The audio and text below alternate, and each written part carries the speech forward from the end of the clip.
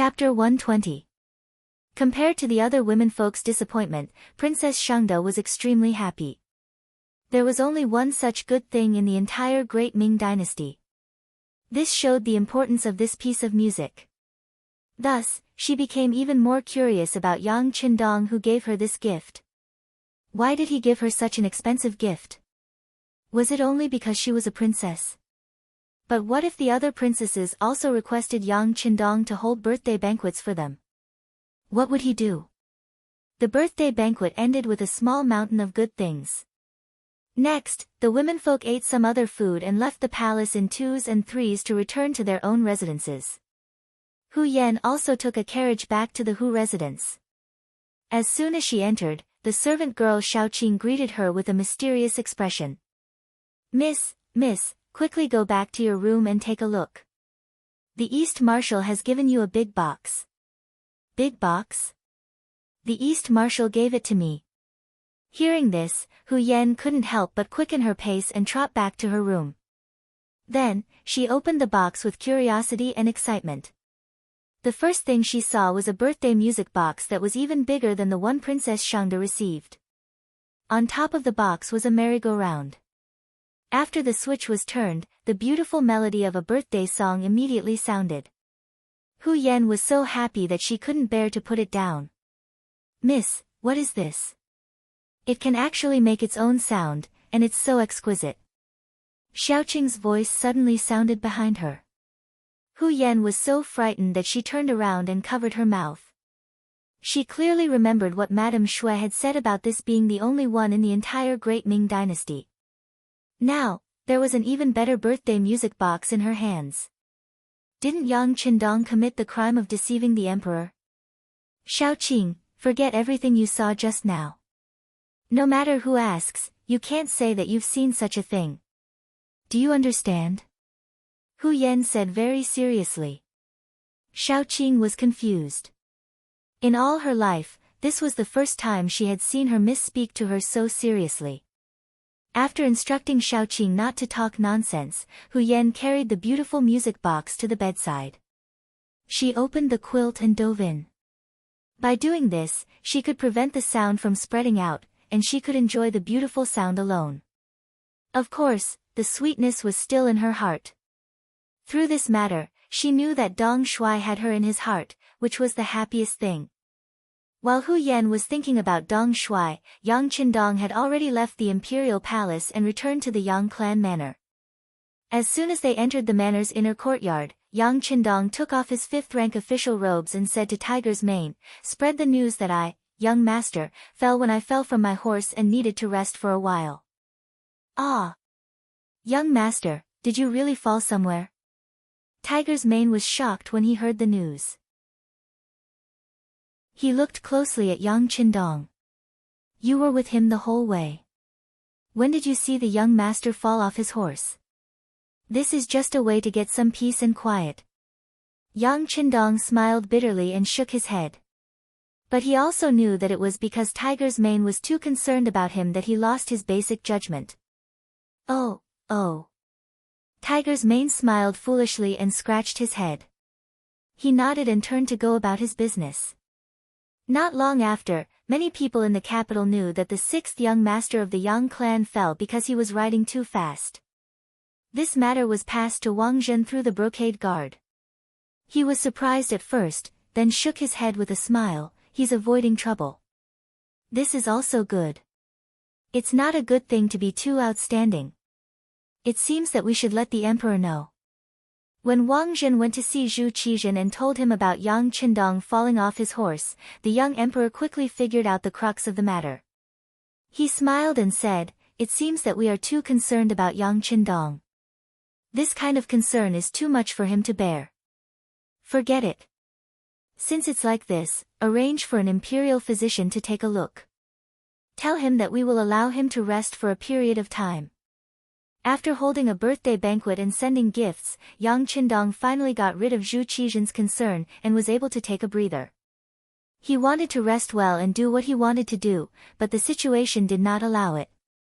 In the 14th year of Xingtong, Yeshen, the leader of the Mongolian Wara tribe, sent his younger brother to the capital of the great Ming dynasty as an envoy. On the surface, it was to pay tribute, but in reality, it was to ask for something. When it came to the Wala, there was one person that could not be avoided. He was the leader of the Wala, Yeshen. In the 3rd year of Xingtong, the escaped Atai Khan was captured and killed by Tua Huan. The Mongolian plateau was reunited in the hands of the Wala. At this point, Tua Huan laid the foundation for his son, Yeshen. After Tua Huan passed away, Yeshen succeeded the throne. After Yeshen succeeded the throne, he called himself the imperial tutor, King Huai. All the tribes of the Wala submitted to Yeshen. As Yeshen's power and influence grew, the Tatar chief's title of Great Khan became an empty title. He could no longer restrain Yeshen. The Wara would pay tribute to the Ming dynasty every year. Tua Buhua and Yeshen, the ruler and subject, both sent envoys to the Ming dynasty. At this time, it was clear that Yeshen did not need to listen to Tua Buhua's instructions. At this point, the relationship between the Tartars and the Wala was similar to the current relationship between North and South Korea. As Yeshen was a cunning Wala leader, he was not as honest as the other Mongols. Instead, he was as cunning as a rabbit. As time went on, the power of the Tartars became smaller and smaller. Not long later, he controlled the Tartars and conquered Yulanhar, unifying the 3 Mongol tribes. On the grasslands, the Wala slowly became the strongest. After unifying the Mongols, Vachi wanted to restore Dayuan and unify the country. As a result, he harassed the Ming dynasty and became a huge problem in the north.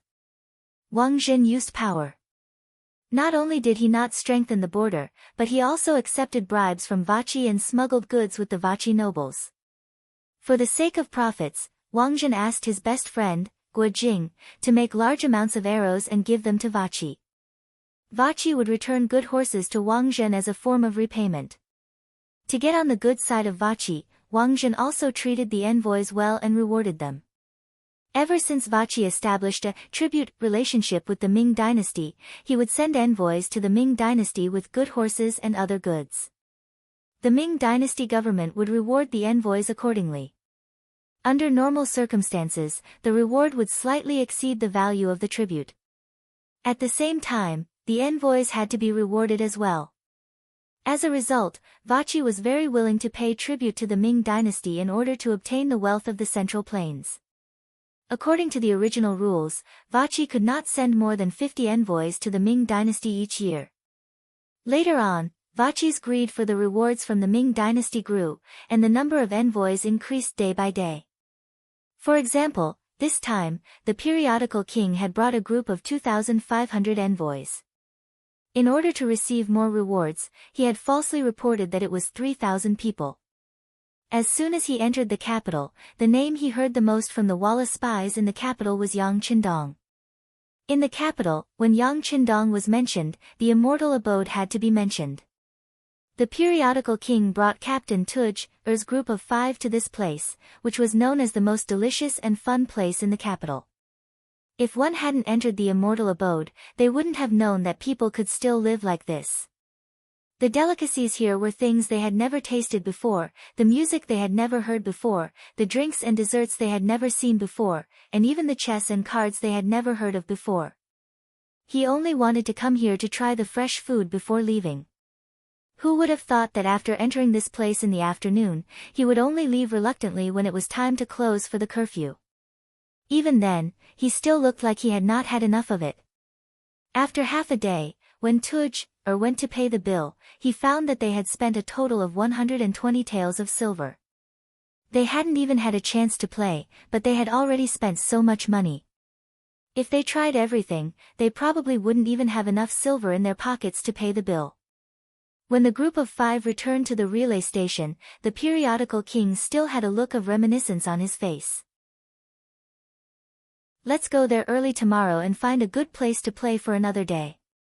This place is much better than our great steppe. General, the immortal abode isn't a good place, but it isn't a place we can afford to spend money on. We haven't even eaten anything today. 120 taels of silver is gone just like that. Tuj stood off to the side with a pained expression. What? It's that expensive? The periodical king's expression changed when he heard this. However, he immediately began to laugh loudly. I didn't expect the immortal abode to make so much money. Ha, then this general must meet this Yang Jima. General wants to meet that eastern commander. Tuj didn't understand what the periodical king meant. He wore an unfathomable smile on his face. Correct. This general wants to bring him business and give him a chance to make a lot of money. Ha ha ha. Tuj didn't quite understand the periodical king's intentions, but since the general had said so, he had no choice but to make the arrangements. There weren't many people in Walla who were smarter than the general. As the captain of the guards, he was quite confident in this. Just like that, the next morning, a group of uninvited guests arrived outside the Yang clan manor. The guests didn't come in a soft sedan like the great Ming dynasty's officials. Instead, they came on large horses. They were dressed in the attire of a different race, and the blades at their waists hung unabashedly at their sides. It was as if they would draw their blades at the slightest disagreement. The periodical king purposely brought a group of 20 guards with him to the Yang clan manor. Their formation was quite impressive, causing Yang Wu, who was on duty, to frown. However, when Yang Qindong was training them, he had trained them to be courageous. He didn't seem to be afraid in the slightest.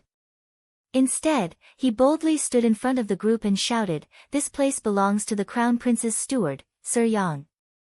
Halt! The group naturally stopped. As the captain of the guards, Tuj naturally went up to welcome them. With an arrogant expression, he shouted at Yang Wu, "Hurry up and inform your master that the periodical king of the Walla has arrived. Hurry up and come out to welcome him." Chapter 121. So the general has come to visit. Please wait for a moment and let my master know. Yang Wu cupped his fist and said politely. After that, he turned around and walked into the manor. However, the wooden door did not open and remained closed. General, this. Seeing that Yang Lin did not have the intention to invite them in, Tuagu's face was filled with anger. It's fine. We are new here and this East Marshal has lived in the southern part of the Ming dynasty since he was young. It's normal that he doesn't know about us. As long as someone reports to him, he will meet us. The magazine king had a confident look on his face. Over the years, Walla had become stronger under the leadership of his brother, Yes Hen. Under his overflowing confidence, he looked down on the officials of the Ming dynasty more and more. They were a bunch of people who only knew how to talk. What kind of ability could they have? Moreover, the person he was going to face was only a 5th-rank official. He really did not care about him. Yang Wu came to the inner courtyard of the Yang manor and told the young master, Yang Qindong, about the magazine king's visit. Then, he stood respectfully at the side and waited. Walla's people. Yang Qindong laughed. He knew about the changes in the Tumu castle from history. Naturally, he had to know about Walla. After knowing that it was the magazine king who came, he did not have the slightest intention of meeting him. They were about to become opponents. If he were to get close to him, it would be hard to avoid attention. This was not what he wanted. Tiger's mane, go and send them away. You should know what to do. Since becoming the head of the security bureau, Tiger's mane had a clearer understanding of the outside world. He was very clear about what kind of power Walla had and what kind of people they were. He was also very clear about the attitude of the imperial court towards them. Now that Yang Qindong said this, he immediately understood and nodded. Young master, don't worry. Leave everything to me. After making his promise to Yang Qindong, Tiger's mane and Yang Wu walked out of the inner courtyard of the Yang residence while arranging for someone to report to the head of the eunuchs, Wang Zhen. No matter what, the other party had appeared as an emissary. If they didn't handle it well, it would be a diplomatic matter between the two countries. The matter might escalate, so they had to report it to the higher-ups. The staff of the security bureau quickly left the Yangzhe village through a small path and headed straight for the capital. Tiger's Mane and Yang Wu also walked to the outer gate and stood in front of the Walla emissary and his entourage. "Greetings, Envoy Walla." Tiger's Mane greeted politely as soon as he approached. As the second-in-command of Yang Qindong's organization, Tiger's Mane naturally had the aura of a superior as time passed. When he came from afar, he had never seen Yang Qindong. He thought that the person who came was the main character of the competition. He was about to return the greeting, but when he heard that the other party was just a servant, his eyes flashed with anger. No matter what, he was Walla's general and the younger brother of Chief Yeshen. This time, he had already condescended to come to the Yangzhe village. If Yang Qindong didn't come out and only sent a servant, how could he keep his face? After Tiger's Mane reported his identity, he didn't look at the other party's ugly expression and said directly, "Envoy Walla, my lord was injured a few days ago when he was riding a horse. He is now recuperating in bed. It is really inconvenient for him to meet you. Please understand." "Injured? That's good. There are too many warriors on the grassland who get injured while riding a horse. I have good medicine to treat injuries. Let me see if the East Marshal's injury is better." How could the tournament king not see that this was just an excuse? He wanted to expose it on the spot. Finding a reason to refuse the other party instead of directly refusing to meet him was giving the other party face. However, the tournament king didn't know when to back down. Tiger's Mane's face changed slightly and said, "This is not good. You are the envoy of Walla. My lord is an important official in the court. It's better not to meet in private to avoid unnecessary trouble." Tiger's Mane repeatedly stopped him, but it angered the guard captain, Tugger. In his eyes, the general coming to the Yangzhe village was giving enough face. Yang Qindong didn't want face, so he couldn't blame him for speaking rudely. "Ha ha ha, it's really a joke. He is just an idle official. The crown prince of the Ming dynasty is still a baby. What's the use of washing horses? How can he become an important official? It's really funny to stick gold on his face like this." Tugger looked up to the sky and laughed, causing the guards following him to also laugh. Swoosh! A murderous aura rushed out with Yang Wu as the center, and rushed forward at a rapid speed. He clenched his fists and glared angrily, as if he was going to start a massacre at any time. "Stop!" Tiger's Mane was the first to feel the murderous aura. He quickly used a voice that only the two of them could hear to stop it. Someone dared to slander the young master. As a subordinate, of course, he was furious. However, the person in front of him wasn't a nobody. He was the envoy of Walla. If they were all killed here, the consequences would be far beyond what they could bear. Moreover, the matter had already been reported to Wang Zhen. Presumably, there would be people coming to the Yangzhe village soon. If they came and saw a ground full of corpses, they wouldn't be able to explain themselves even if they had 1,000 mouths. After stopping Yang Wu and telling him to stop, Hu Mang's expression darkened. "Whether or not my lord is an important official of the court is not something a mere guard captain like you can judge. You don't have the qualifications to do so. Please pay attention to your words and actions. Don't provoke any displeasure because of a slip of the tongue. If there are any consequences because of this, I'm afraid you will have to bear it alone. However, I don't know if a small guard like you is able to bear it." He had just said that His Excellency was not an important official, and here he was being looked down upon as a guard. Tuogu immediately looked at Hu Mang with a face full of resentment. "You look down on a guard like this, then you should be very capable, right? However, 1,000 words can't compare to a fight. I just don't know if you have the guts to do so." Tugger rolled up his sleeves, intentionally revealing his thick and strong arms. When he looked at Tiger's Mane, he was eager to fight.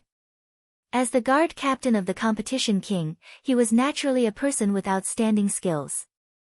This was also what he was most proud of. Now that he was showing his strongest side, Tugger was full of confidence. He was even prepared to beat Tiger's mane up until he was looking for his teeth on the ground if he agreed. The Walla were a Mongolian people in the west. They grew up on horses, and fighting bravely was one of the ways they usually solved problems. The tall and sturdy Tugger intentionally revealed the muscles on his arms and looked at Tiger's mane provocatively. However, he didn't know that this performance made him look like a clown in the eyes of others. Tiger's mane and the first batch of Ling Feng were all taught by Yang Qindong. Unlike many other martial arts that were just for show, what he taught was more about killing people. In Yang Qindong's words, war has always been cruel. It won't take care of you just because you're on the side of justice. Similarly, it won't ignore your weakness because you're on the right side. In the end, a real war is about killing and being killed. How to protect yourself while killing is the most important thing. As for other things, they are just fleeting clouds. Under such guidance, Tiger's mane and the others were taught killing moves. The goal of their training was to inflict the greatest damage to the opponent in the shortest amount of time and suppress the opponent's strength and ability. Tugger was just like this. Although he was tall and sturdy, he mostly relied on strength to fight. He was particular about defeating 10 people with strength. If this kind of person was to fight against a brute, he would have a huge advantage. However, when facing the agile Ling Feng members who knew the structure of the human body and knew the weaknesses of the human body, he was too far behind. If they really fought, the opponent only needed to reveal a small flaw, and Tiger's mane would strike with lightning speed and kill the opponent directly. In this way, Tugger's arrogance was like a clown in Tiger's mane's eyes. Naturally, he would ignore him.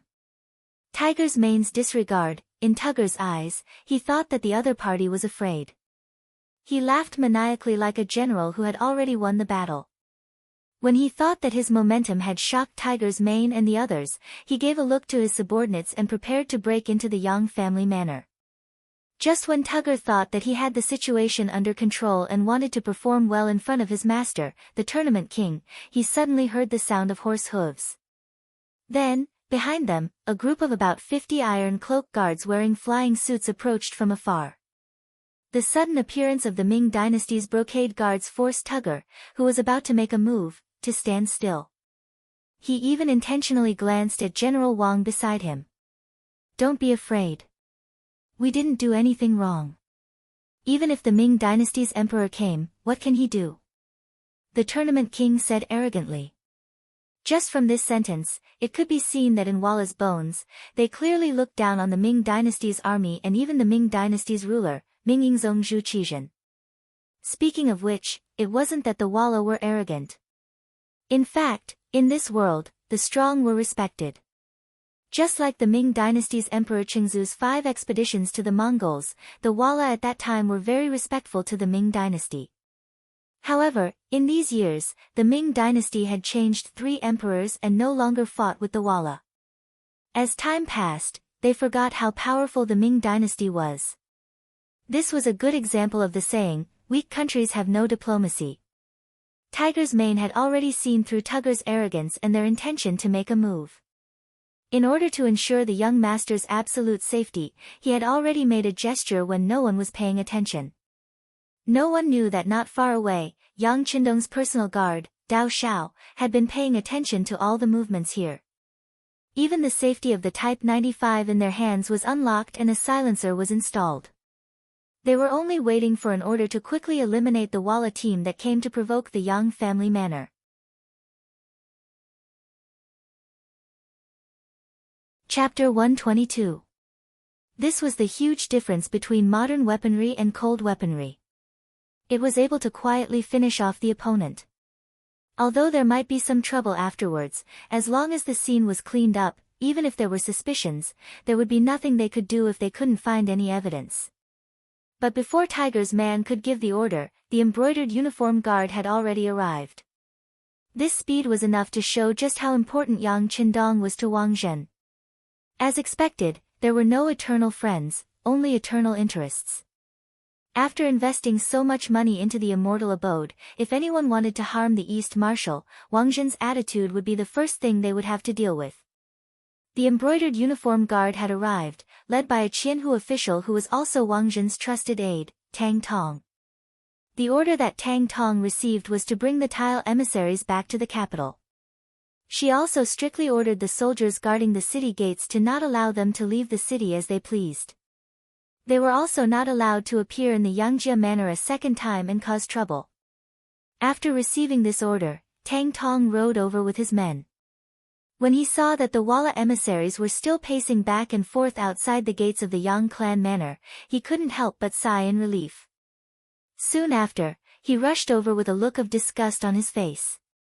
Tang Tong, who had more than double the number of people, immediately took control of the situation.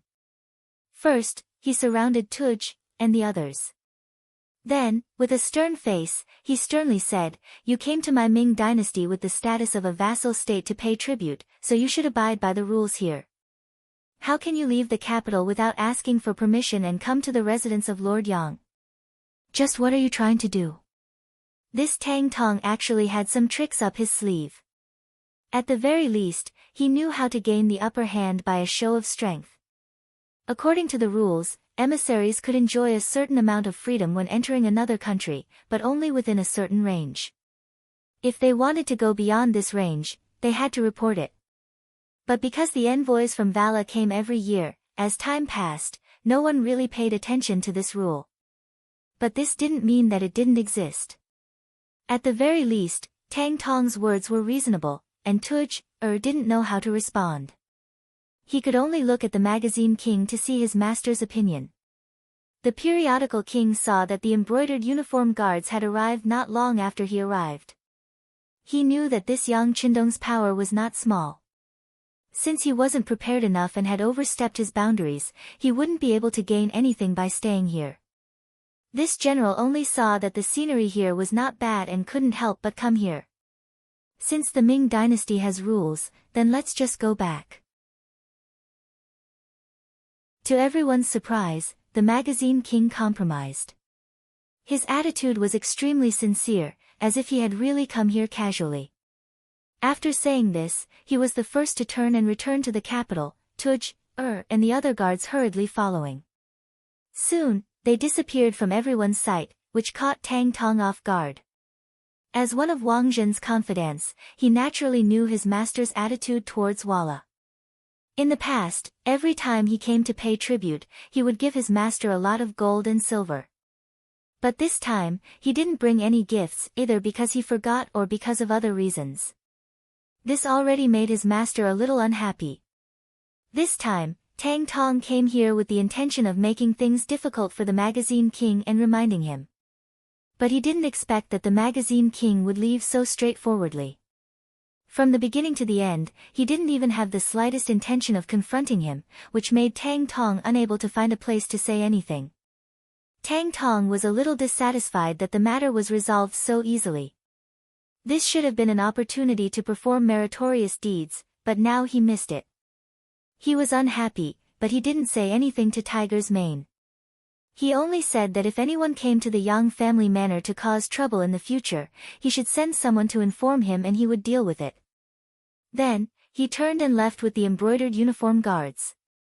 After Tiger's Mane saw Tang Tong and the others off, he returned to the manor and reported everything to Yang Qindong in detail. Yang Qindong listened to Tiger's Mane's report with a calm expression. After a while, he nodded and said, "I understand. After this incident, the magazine King probably won't come to the Yang family manor to cause trouble. However, he won't give up so easily. Inform the immortal abode and sky beyond sky to be more careful. Tell Yang Si to be more alert. At the same time, send Dao Xiao's second squad over, just in case. Young master, now that Dao Xiao's second squad has left, there's only Qiu V's first squad left. If anything happens, your safety." Tiger's Mane said with some worry. This young master's safety is naturally not an issue. If something really happens, don't I still have you guys? Besides, even if something really does happen, it's not like you don't know this young master's strength. If you want to touch me, who knows if there's anyone in the world who can do it? Yang Qindong's voice was filled with confidence. With his ability to enter the warehouse at any time, and even have a helicopter appear at any time, anyone who wanted to capture him would have to be willing. Otherwise, even an entire army wouldn't be able to do anything to him. But young master. Although Tiger's mane was filled with confidence in Yang Qindong, he didn't want to see the young master take any risks. He asked carefully, "Young master, we've already completed our initial preparations in the capital. Much of the work has already begun, but we're still lacking manpower. Do you think it's possible to transfer some people over from Crimson City? This is also for the sake of better future development." Yang Qindong wasn't someone who couldn't listen to other people's opinions. On the contrary, he always believed that there was a limit to a person's wisdom. Only by gathering the wisdom of the masses could many things be done more perfectly. "Okay, we'll do as you say. Transfer a company of Cold Vanguard from Crimson City, as well as the Ghost Shadow Sniper Squad." Yang Qindong naturally had his own considerations for transferring the Ghost Shadow Sniper Squad over. Seeing that it wouldn't be long before the Tuma Castle incident happened, if they didn't have enough strength, they wouldn't be able to perform perfectly in many things. Hearing that he could transfer 100 Cold Vanguard and even the Ghost Shadow Sniper Squad, Tiger's mane's face lit up with joy. He let out a long sigh of relief and hurriedly agreed, turning around to make arrangements. Back to the competition king. Yang Jia village's fruitless return made him extremely annoyed. He originally thought that a small Ming Dynasty rank 5 official would feel honored and open the door to welcome him and treat him as a guest. Didn't people say that the Han people were a nation of etiquette?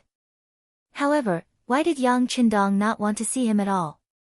Even after knowing that he had appeared, he immediately informed the genie guards. Why did he draw the line between them and be so careful? Was this his careful nature? Or did he feel something? The current Ming Dynasty and Walla's relationship wasn't bad, at least on the surface. As for deep down, although his brother Yes Hen had the intention to swallow up the Ming Dynasty and was even preparing in the dark, what kind of secret matter was that? Even in Walla, very few people knew about it. Could Yang Qindong see that something was wrong? He had a guilty conscience, and everyone he saw was a guilty conscience. This was the competition king's thoughts. It was precisely because the Vara clan was about to make a move that he didn't give Wang Zhen any gifts as usual when he came to the Ming Dynasty to pay tribute. Since they were about to become enemies, there was no point in giving anything. Even this time's tribute was to deceive the Ming Dynasty and prepare for the Walla's surprise attack. Currently, the Ming Dynasty seemed to know nothing about this. At the very least, there was no change in how they were received. Even the officials of the Ming Dynasty's Ministry of Rites were chatting and laughing as usual. This wasn't something that could be faked. Everything was normal. Only Yang Qindong's behavior was so unapproachable. The competition king couldn't help but think too much about it. How about this? Take some people to the Shini residence and find out how this Eastern commander is going to deal with it. The competition king felt that he still needed to investigate Yang Qindong and see how he could deal with it. Since he couldn't go to the Yang family village, then he'd go to the immortal abode. Yes. Tuogu was feeling gloomy. Today's matter had made him lose face, but when he heard the general's orders, he was unable to contain his joy. He didn't have much ability to deal with things peacefully, but when it came to causing trouble, it couldn't be any easier. It was a good opportunity to vent his anger and let the Eastern commander know what the consequences of angering the Walla were. The immortal abode was bustling with people, and business was booming. Even the ordinary tables in the main hall were in short supply. If one wanted to eat here without a membership card or a reservation, they would often have to line up outside to experience the treatment and conditions. Sometimes, when business was booming, even lining up didn't mean anything. Often, when it was time to close, there were still many cases of people not being able to get in line. Even so, there were still many people who flocked to this place like a flock of ducks. They would rather line up, even if they didn't know whether or not they'd be able to get in line. This scene made the other restaurants and inns incredibly envious. However, their financial strength was far from enough. They did not have fresh songs and dances, nor did they have the unique taste of delicious delicacies. They also did not have transparent glass, unique private rooms, and well-trained service staff who were very skilled in dealing with people and had different styles. The hardware and software weren't on the same level. Even when the other restaurants saw how popular the Immortal Abode was, they couldn't think of anything else other than envy and jealousy. But today, at noon, the exciting scene they'd been looking forward to for a long time had happened. Someone had actually come to the Immortal Abode to cause trouble because of a problem with a table. This made the other restaurants incredibly excited. Even if they couldn't obtain any benefits from seeing the Immortal Abode in trouble, it was still enough to comfort them.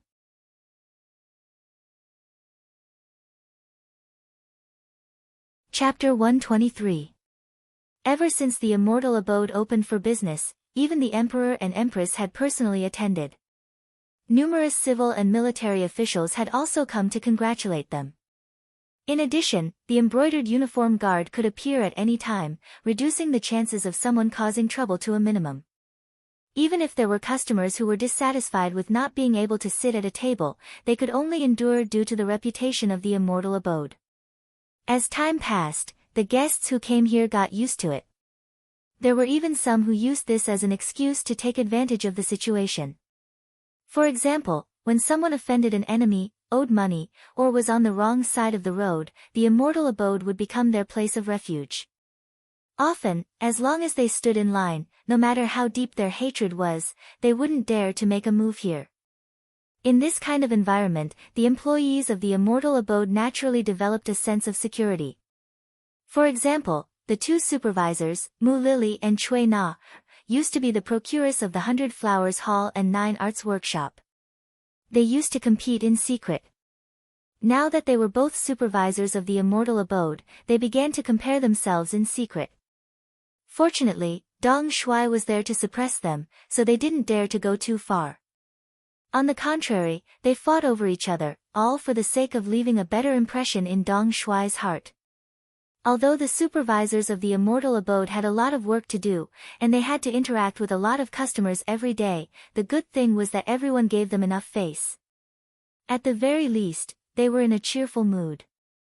As a result, the two supervisors didn't have to act as if they were inferior to others. On the contrary, everyone's status was equal here. There were even some who would say good things in front of them and secretly give them money in order to get a position faster. The Immortal Abode had long since established a rule that no employee was allowed to accept tips. If they were caught doing so, they would be fired immediately, with no room for negotiation. Because of this, only 2 people had been caught since the opening of the Immortal Abode. Their faces were full of regret as they begged for mercy. Even if they knelt on the ground, it did not change their ending at all. This was also a great deterrent to the other staff members here. Even the 2 foremen did not dare to take a single silver coin for themselves. In fact, Yang Qindong had always treated everyone who worked for him well. For many people, being provided with food, clothing, and money was already a good thing that fell from the sky. There were also some people who were selfish and greedy beyond measure. It was no wonder that they were ruthlessly dealt with. Since they couldn't take tips, nice words poured in like a tide. As the foreman, Mu Lily, and Cui Na, felt as if they were bathing in the sun all day long. They were in a good mood. Mu Lily was on duty today. As the foreman, she did her best to arrange everything. Until a waitress ran in front of her and said that there was a customer in the line outside who had an extremely bad attitude. He was so bad that the 2 waitresses in charge of the line were scolded to the point of crying. "There's such a thing. Bring me over to take a look." Mu Lily was astonished to hear that there were people causing trouble outside the Immortal Abode. In her eyes, what kind of place was this? Even the Emperor and Empress approved of it, and the officials of the imperial court would visit from time to time. There was actually someone who dared to say such filthy things here. Did they really eat a bear's heart or a leopard's gall? Mu Lily was a bit confused, and even a bit curious. She wanted to see just who had the guts to cause trouble outside the Immortal Abode. She walked over to the long line outside the entrance with the female attendant. As soon as she arrived, she saw a waitress walk up to her with a tear-stained face. "Sister Lily, it's that person." His words are so unpleasant to hear. "We called a male waiter over to mediate, but he even knocked him to the ground." "What? He dares to hit people?" Mu Lily's expression was full of shock when she heard this. In her eyes, anyone who dared to cause trouble here already didn't know the immensity of heaven and earth. What kind of confidence did he have to actually dare to injure people? Or was he really just a brute without any schemes? Wasn't he afraid of being captured by the embroidered uniform guard and imprisoned? With all kinds of confusion and doubt in her mind, she followed the two waitresses to the front of the long line, where she saw the brawny man, Tuj, spittle flying all over the place. Tuj had come here to cause trouble. After receiving General Wang's orders, he'd made his preparations and arrived at the immortal abode at noon the next day.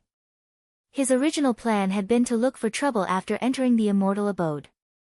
He hadn't expected that he'd be forced to wait in line because he hadn't made an appointment in advance and didn't have a membership card on him. He was the captain of a dignified general's bodyguard. Even in the Walla, he was an existence that could do as he pleased. Very few people dared to not give him face.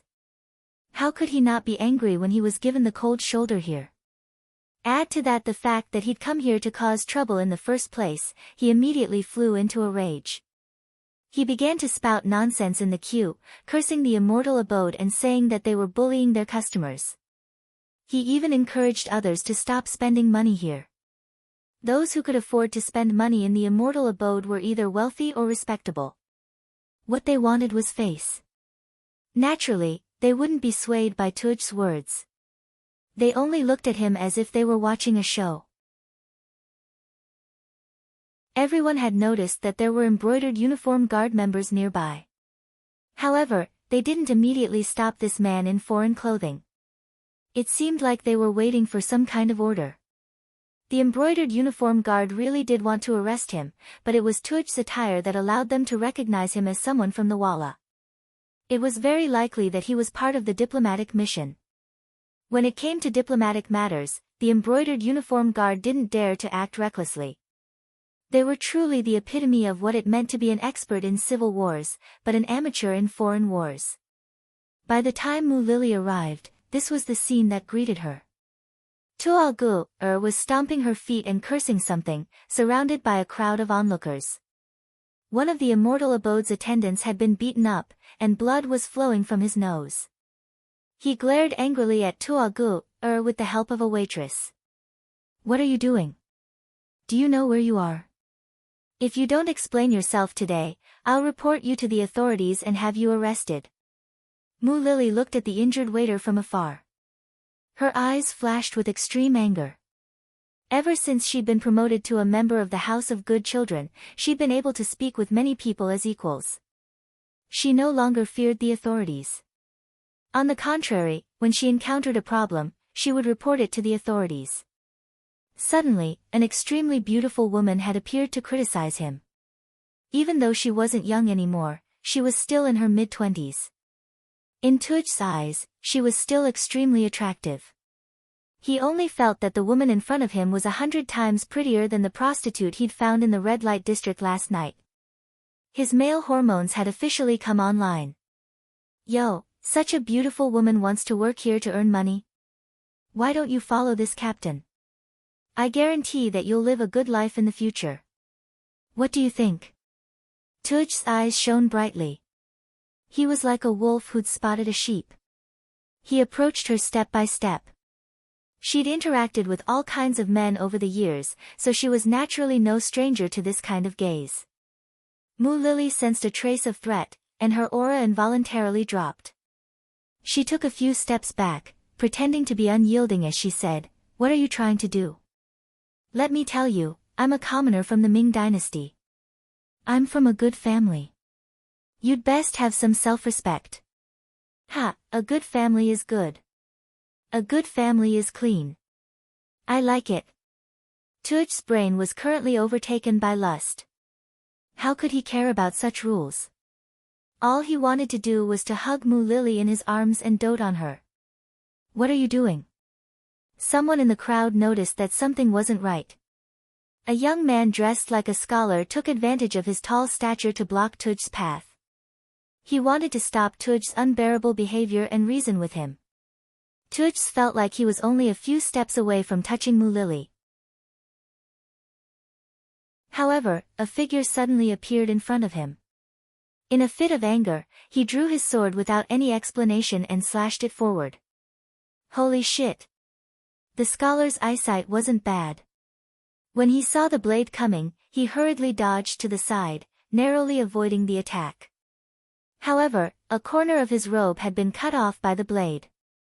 It fluttered in the air, as if to tell the crowd that Tuj's anger and killing intent had been truly unleashed.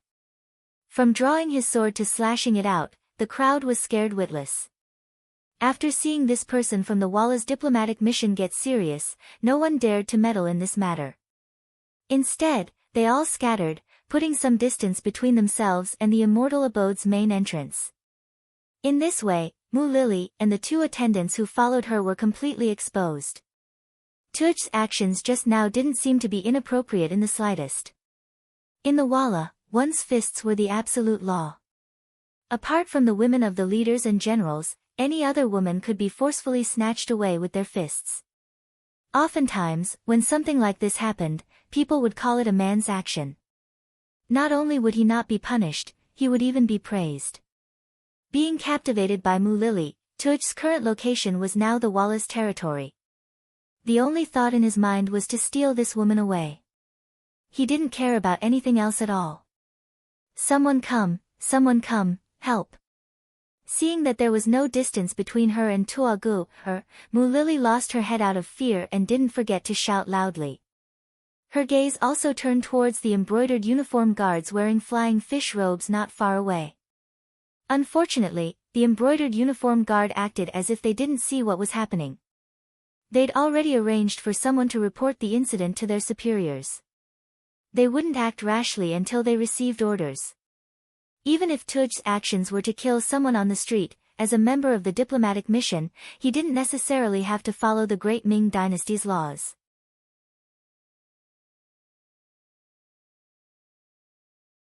Chapter 124. The brocade robe's indifference caused Mu Lily's expression to change again and again. Her originally rosy cheeks were now drained of color, and her complexion paled considerably. An ominous thought appeared in her mind.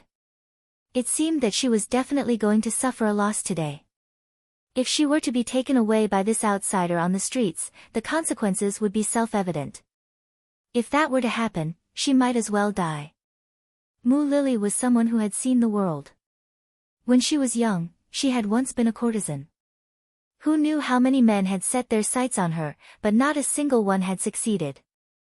It was clear that she still had some tricks up her sleeve, and even her personality was firm and unyielding. And now, seeing that she couldn't even rely on the soldiers, she prepared to bite off her tongue and commit suicide in a fit of anger. Even if she were to die here, she couldn't let anyone take her away and ruin her innocence. Mu Lily's eyes flashed with a trace of ruthlessness. She wanted to take her own life, but at this moment, Tuagu's thick and solid right hand was already in front of her. Seeing that it was about to touch her snow-white skin, Mu Lily closed her eyes, waiting for the final moment to take her own life. However, what happened next didn't happen. Instead, she heard the muffled sound of a fist, followed by a cry of pain. When she opened her eyes, the first thing she saw was Yang Si pulling back his fist and Tuogi falling to the ground. This move also caused Dao Xiao and his team members, who had been hiding in the shadows, to stop what they were doing. They had been arranged here precisely because Yang Qindong had sensed that something was about to happen. In order to complete his mission, Dao Xiao was prepared to open fire. However, he also knew that if he opened fire, things would become complicated. Just as he was hesitating and making up his mind to open fire, Yang Si was one step ahead of him. Yang Si was a trusted person. He was one of the Dong Shuai's servants, and was in charge of the security of this place. Normally, he would enter the immortal abode and sky beyond heaven more often than the other servants, but his behavior was always extremely ordinary. Even when he was interacting with others, he was extremely polite. Over time, after everyone saw that he did not have the slightest arrogance, they started to get along with him. Occasionally, they would even make lewd jokes, which often made this young man, who had just turned 20, blush. He was just an ordinary servant. If he wasn't Dong Shuai's subordinate, he wouldn't have received any attention. However, such an ordinary person was able to knock Tugger down to the ground with a single punch. This extremely contrasting scene caused Mu Lily's beautiful eyes to widen in shock. At the same time, her face was filled with disbelief. Tugger was knocked down to the ground with a single punch. Furthermore, he was beaten in front of a beauty. This made him feel that he had lost all his face. He snarled and climbed up again. Holding the scimitar in his right hand, he glared at Yang Si. "Brat, you dare to meddle in your grandpa's business? Go to hell." In the next instant, the scimitar flashed with white light as it cut through the air and arrived at Yang Si's chest. This strike was both fast and fierce. Many people with poor eyesight only saw the flash of white light. Because of their nervousness, many people clenched their fists tightly, displaying the nervousness and excitement in their hearts. There were even a few people who reached out with their right hand to press against their hearts, as if their hearts would jump out of their bodies if they didn't do so. Compared to these people, Mu Lily's reaction was even more extreme. She directly let out a cry of alarm. She was truly worried that Yang Si would die because of this. If that happened, even if she bit off her tongue and committed suicide, she still wouldn't be able to make up for her mistake. The scimitar slashed through the air in front of him, followed by a cry of alarm behind him. However, none of this prevented Yang Si from making an accurate judgment. Under his inhuman training, he had long since mastered the ability to maintain a steady state of mind. When the scimitar slashed over, he merely leaned his body slightly to the side and narrowly dodged the sharp edge of the scimitar. Following that, he rushed forward like an arrow. His right hand changed from a fist to a palm as he moved forward, grabbing Tugger's right hand that was holding the scimitar. Following that, before anyone could react, he clenched his fist, twisted his wrist, lifted his arm, and spun his hand around to raise Tugger's right arm high up in the air. Then, he exerted some force. Accompanied by a crisp, "Kacha" sound, Tugger's right arm was instantly dislocated, causing Tugger to cry out in pain once again. This series of actions was executed extremely beautifully. Regardless of whether it was the timing of the attack or the intensity of the attack, they were all extremely suitable. It gave people the feeling that the outcome of the battle was decided with just a single exchange of blows. Tugger, who looked taller and fiercer, cried out in pain as he hugged his arm. He was like a fat pig that had been slashed but didn't die. After doing all this, Yang Si confidently took 2 steps back and stood back at his original position. It was as if he hadn't made a move at all. Only when he saw Tugger crying out in pain and losing his ability to fight, did Yang Si slowly turn around and come to Mu Lily's side. He extended his right arm to support the trembling Mu Lily and gave her a smile. This smile was like the sun in the cold winter, illuminating Mu Lily's heart. She swore that she had seen many smiles in her life, but none of them were as sincere as the one in front of her eyes. It didn't give her the feeling that her heart was shaken. This smile caused Mu Lily's amorous heart to ripple. Her face turned crimson and her eyes flashed with a blurred color like that of a drunk person. As if he had also felt the changes in Mu Lily's body, Yang Si's face turned red. While feeling his heartbeat suddenly accelerate, he hurriedly turned his head to the side and looked at the 2 female attendants who were also in a daze. He said, "Why aren't you sending Big Sister Mu back to her room to rest?" "Oh, yes, yes." After seeing Yang Si's performance just now, the 2 attendants' attitudes towards him underwent a qualitative change. When they heard his words, they didn't dare hesitate in the slightest.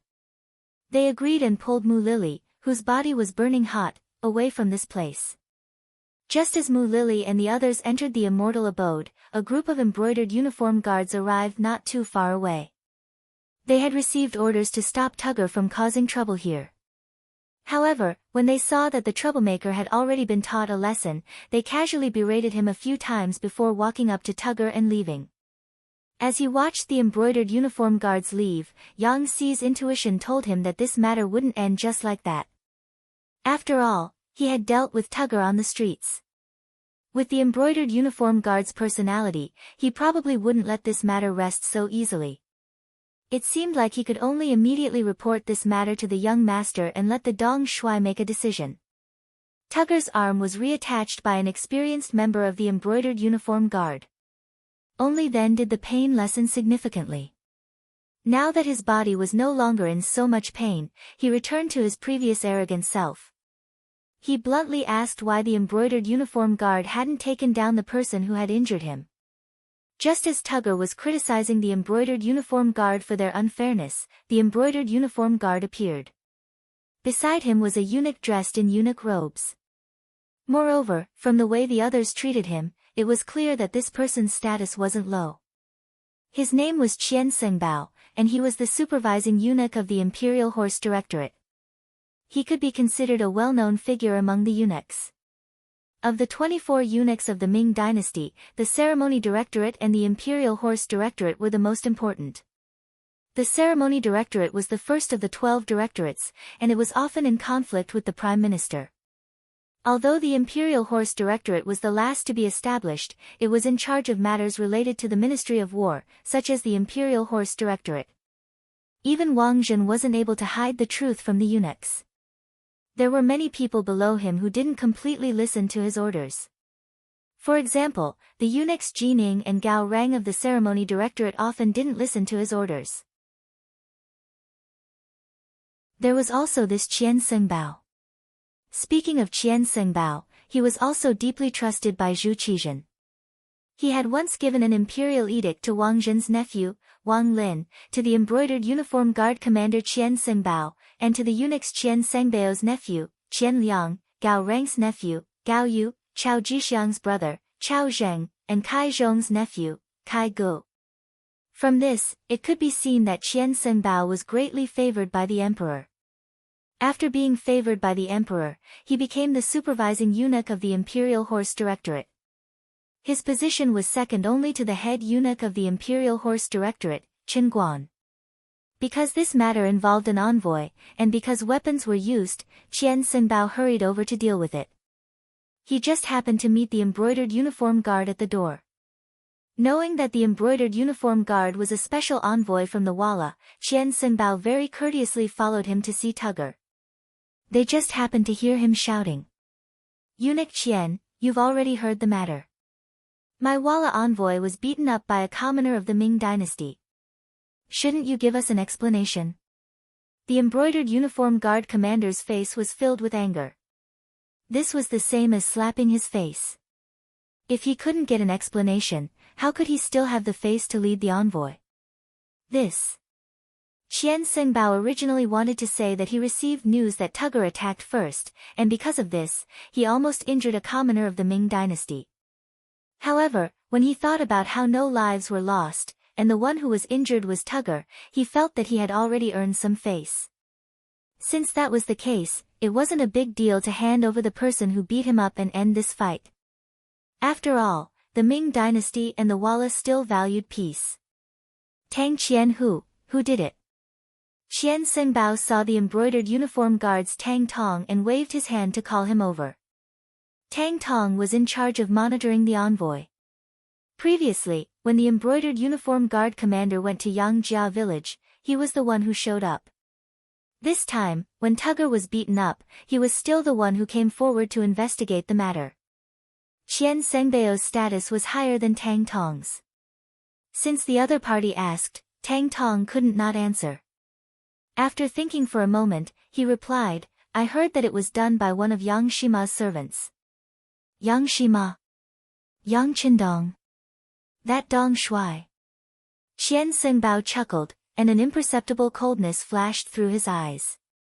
Yang Qindong's name could be said to be well known in the capital, and he was even in the limelight. Not only was he very talented, he was also very rich. He had also received Zhu Qizhen's recognition, and had a good relationship with Wang Zhen, so everything he did seemed to go smoothly.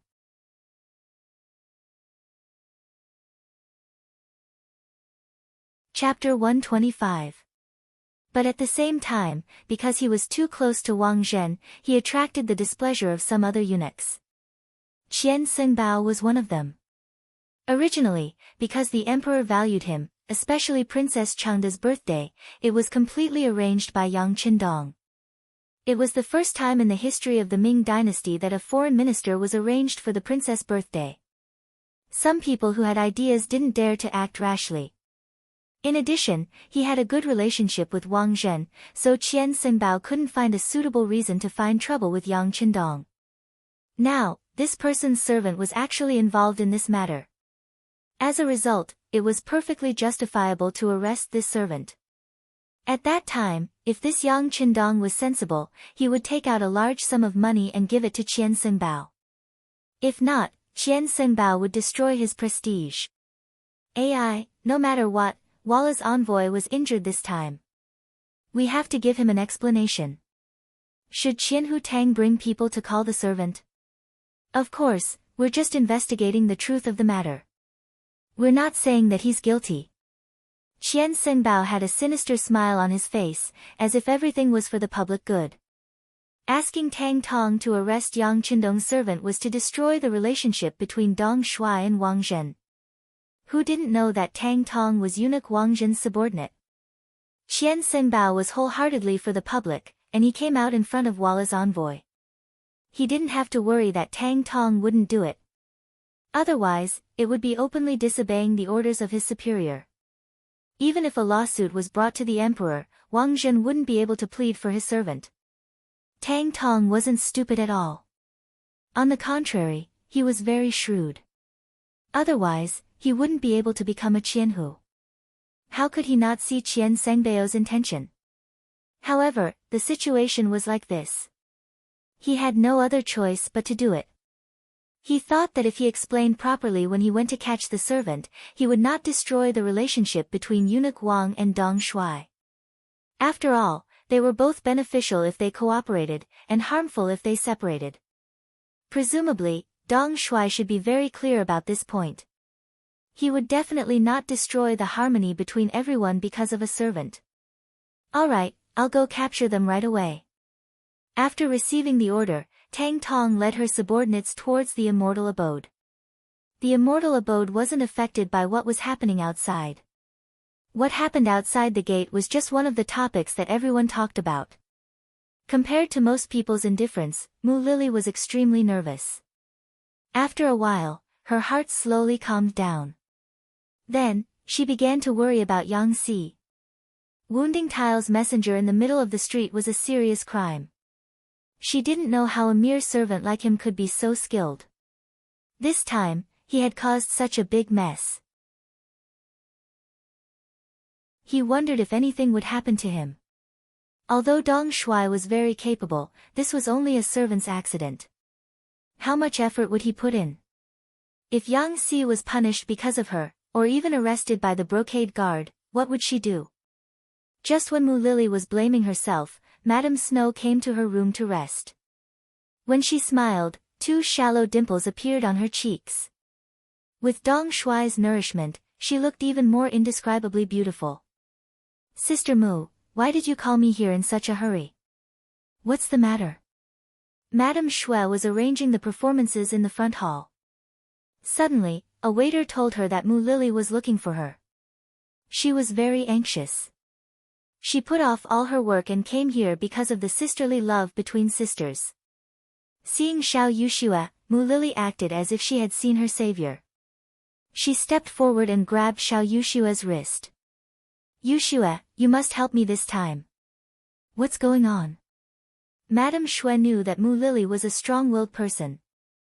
Although she had panicked a lot in the past, she had never been like this. She seemed to be out of her wits. Madame Shui was also shocked by her change. Yushua, you know that there was a fight outside the gate just now, right? Here's the thing. After Mu Lily told her the details, Xiao Yushua's face changed. She became more nervous and worried. So this time, in order to save you, Yang Si injured the messenger of Walla, which got him into big trouble. Unless Dong Shuai is willing to help, I'm afraid that he is just a servant. He is destined to make sacrifices and even pay a price for this.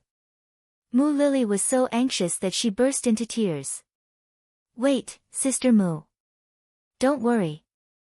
Let me think about it. Xiao Yuxue had become the top courtesan of 100 Flowers Hall not only because of her sweet voice, but also because of her wisdom. Otherwise, she would have been able to become Dong Shuai's woman, while Madame Xiang had not been able to become Dong Shuai's woman. Xiao Yuxue forced herself to calm down. She thought about the seriousness of the matter first. If Yang Si was just a servant of Dong Shuai, it was indeed troublesome for him to do such a thing. If it were other masters, they would probably push him out and make him a sacrifice in order to calm down the situation. But Dong Shuai was not an ordinary person. He would not treat his servant like this. Xiao Yuxue comforted herself. Mu Lily seemed to be a little impatient. Yuxue, this time, no matter what, you have to help me, begged Dong Shuai. As long as Yang Si is fine, I'm willing to do anything to atone for his crime. Mu Lily's eagerness made Xiao Yuxue feel that something was wrong. After thinking for a while, she widened her eyes and asked, Sister Mu, Yang Si just saved you once. You don't have to be so excited. But why do you seem to be ready to risk everything? Is it because? Yes, I just fell in love with him. The moment he saved me, his smile completely opened my heart. To tell you the truth, I fell in love with him at that time. Mu Lily was really daring. Faced with Madame Shue's test, she admitted it directly. This was a little beyond Xiao Yuxue's expectation. She had thought that Mu Lily just wanted to repay her kindness, but now it seemed that it was not so simple. It was very likely that if something happened to Yang Si, then this elder sister would not live alone. She knew her sister well. She knew that she was capable of doing such a thing. Thinking that Yang Si's life was closely related to Mu Lily's, Xiao Yuxue did not dare to neglect her. Okay, I'll go back to the Yang village and plead with Dong Shuai. Thank you, thank you. Mu Lily's face was full of gratitude. She knew that Madame Shui was willing to plead with Dong Shuai because of her. This was also why she was willing to confess her feelings for Yang Si without any reservations. Madame Shui left as soon as she said she would. She got into her carriage and left the immortal abode. About 15 minutes after she left, Tang Tong arrived, accompanied by 50 members of the embroidered uniform guard. Wang Zhen held important shares in the immortal abode, so Tang Tong didn't dare act recklessly. He didn't even put on his flying suit. Instead, he changed into casual clothes and went to find Mu Lily, the head of the immortal abode. Mu Lily was shocked by Tang Tong's sudden arrival. She had a premonition that something was going to happen, but in order to give Madame Shui enough time to plead, she pretended not to know anything. When she heard that Tang Tong was looking for Yang Si, she put on a serious face and said that she had seen him just now, and that she would send someone to look for him. Tang Tong didn't suspect anything and agreed with a smile. However, they waited for an hour until he was getting impatient. Mu Lily also knew that she couldn't hide it any longer. Only then did she say that Yang Si had most likely returned to the Yang clan manor. Let's go to the Yang clan manor. Tang Tong's face was full of displeasure. They'd been here for too long. Who knew if they'd be able to find Yang Si? He didn't want to cause trouble if he missed his job. Mu Lily's heart clenched as she watched Tang Tong and the others leave. She'd originally wanted to go back and take a look, but she was on duty today. If she left, it would be a dereliction of duty. It would only anger Dong Shuai, and the gains wouldn't make up for the losses. Since she couldn't go back with them, all she could do was pray that nothing happened to Yang Si. Xiao Yushua's pleas would be effective. The situation in the Yang clan manor was completely different from what Mu Lily had imagined. Yang Qindong had no intention of giving up on Yang Si. His personality didn't allow him to do so. Yang Si had rushed back as soon as he'd finished his preparations. As soon as he entered the manor, he saw Yang Qindong and gave him a detailed account of what had happened.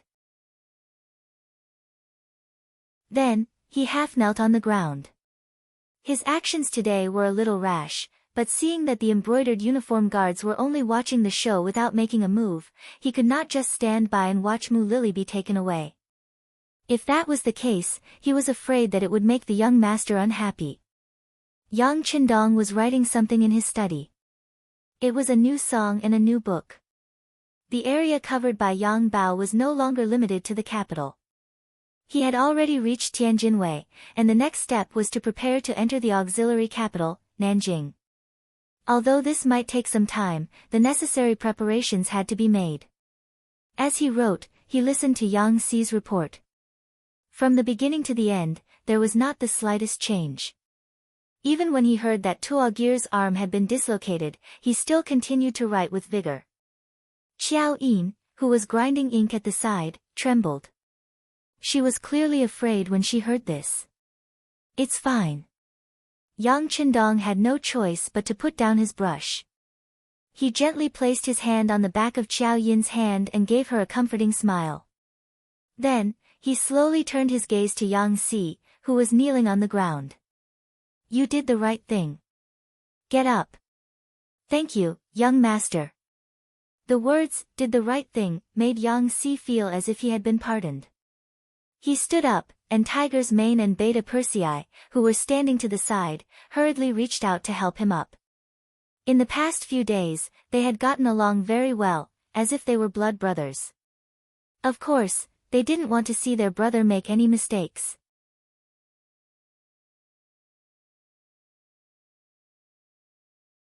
Chapter 126. When he saw Tiger's Mane and Beta Persei's nervous expressions, Yang Qindong chuckled. "With our current strength, we can still cause trouble, but we shouldn't be afraid of it. If anyone provokes us, when it comes to matters of principle, we absolutely cannot back down. If we can't back down, we'll F*ck them up." The vulgar F*ck them up caused Tiger's Mane and the others to tremble, their eyes shining. This was the temperament and style of a true hero. This matter was originally caused by the Walla emissaries being overbearing.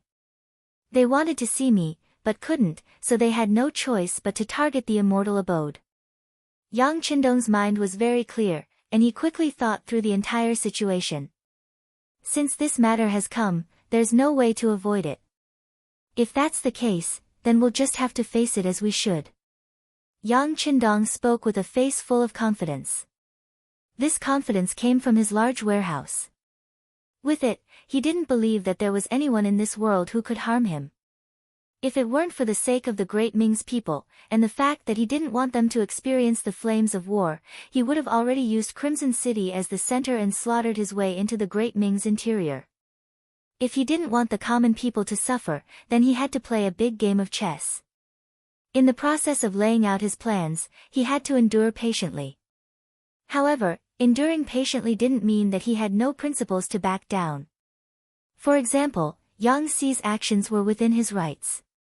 If he couldn't even protect his people this time, then his titles as young master and Dong Shui would lose all meaning. No matter how many treasures there were in the warehouse, they would only be decorations. Yang Xi had to be protected. As for how many troublesome matters would arise in the process, he would just have to deal with them as they came. He had already made up his mind. When he was about to announce it, Madame Snow stumbled into the study. Her face was covered in sweat, and her expression was extremely nervous. When she entered the study and saw that Yang Xi was still standing there, she breathed a sigh of relief. "Sister Shui, what happened to you?" Xiao Yin was shocked to see Madame Snow in such a state. She hurriedly took out a fragrant handkerchief and walked over. Yang Qindong's eyes also fell on Madame Snow. There was curiosity and doubt in his eyes. At the same time, there was a faint murderous intent flowing in his eyes. Yang Qindong thought that something big must have happened to make Madame Snow so nervous. Could it be that someone had attacked the immortal abode? Someone was challenging his bottom line, forcing him to erupt with an appropriate amount of strength. I'm fine." Noticing the confusion in their eyes, Madame Shui thought that she might have acted too hastily and caused misunderstandings. She hurriedly explained, "I'm here for Yang Xi." "Young master, can I beg you not to hurt Yangtze? He did it to save Sister Mu. Big Sister Mu said that as long as young master spares Yangtze, she'll do anything you ask of her. She's willing to be a slave for the rest of her life, working for the immortal abode. Wait a moment. Yang Qindong interrupted Madame Snow. Why is Mu Lily so worried about Yangtze? You came here in such a hurry. You must have been entrusted with this by Big Sister Mu, right? His question hit the nail on the head. Madame Snow's face flushed red. She knew that nothing could be hidden from Dong Shuai. She nodded and said, yes, Big Sister Mu went to find Madame Snow. She said that Yangtze did everything to save her. She couldn't be ungrateful, so she asked me to intercede on his behalf. I'm afraid that's not all. Yang Qindong chuckled. He'd heard something different in Madame Snow's words. Yangtze was just a servant. In any other noble family, his existence was completely dispensable. Even if he'd made some kind of contribution, he wouldn't have earned such gratitude from his master. But judging from Mu Lily's expression, she was obviously very anxious. Otherwise, Madame Snow wouldn't have come back in such a hurry. There must be something else. Since Yang Qindong had pointed it out, Madame Snow knew that there were some things that she couldn't hide. Otherwise, if Dong Shuai found out that she had something on her mind, it would be a big deal. After deciding to say it, she turned her head, looked at Yangtze and said, Elder Sister Mu admires you, you can be considered lucky. What? Yangtze hadn't figured out what had happened. But when Madame Snow suddenly pointed at him, he was immediately stunned. At first, he didn't know what to do. Then, his face turned red. Obviously, he was a little overwhelmed and even a little emotional. Ha ha. Yang Qindong, on the other hand, could not help laughing out loud when he finally heard Mu Lily's attitude from Madame Snow. Good luck. Yangtze, you're in luck. Ha ha. Young master. Yangtze was very embarrassed by Yang Qindong's laughter. He could only lower his head and express his feelings silently. Well, there's nothing to be embarrassed about. Tell me, do you like Mu Lily? Of course, she's a few years older than you. If you don't like her, it's fine. Just make her give up on this idea. Although Yang Qindong was very happy that these trusted subordinates of his settled down early, he was also relieved. However, he wouldn't force her to do anything. Love required mutual love, and the two of them had to spend their days together. It wasn't something that could be done by force. Well. Yangtze reached out and scratched his head. He was a little embarrassed to face some questions. Don't beat around the bush. The young master asked you. Just tell him the truth. What are you afraid of? Tiger's mane urged anxiously when he saw Yangtze's ambiguous attitude. His right hand was naturally raised. From the looks of it, if Yangtze couldn't give an answer, this slap would fall at any time. Seeing that everyone was looking at him and waiting for an answer, Yangtze knew that it was not the time to be pretentious. He immediately raised his head and looked at Yang Qindong. He knelt on the ground again. Young master, I also like Steward Mu. If she's willing, please accept her, young master. When Yangtze finally expressed his attitude, Tiger's mane's big hand finally fell and hit him on the back of the neck. Tiger's mane then laughed and said, You're the one who dares to admit what you did. Ha ha ha. Hearing Tiger's mane's words, several people in the study laughed. Yang Qindong's face was also filled with joy. Very good. Since both of you have feelings for each other, let's settle this matter first. Once this matter is over, we'll work for them. But before that, Yangtze, you need to hide for a while. Tell everyone that he has returned to his hometown in Jianing Prefecture. Do you understand? This was Yang Qindong's preparation to protect Yangtze. After hearing this, everyone immediately agreed in unison. At this moment, footsteps came from outside the study. Yang Wu walked into the study and half-knelt. Young master, Qinhu Tang Tong of the embroidered uniform guard is here. He said he has something to ask you. He came so quickly. Yang Qindong's face immediately became serious. Take him to the side hall and wait. Young master, I'll go over now. Yes. Yang Wu answered and left. Yang Qindong looked at Tiger's Mane and said, take Yang Si to the backyard and find a place to hide. Tiger's Mane, follow young master to the side hall and meet Tang Tong. After saying this, Yang Qindong stood up. Madam Snow looked at him anxiously and seemed to want to say something, but he spoke first. Don't think too much.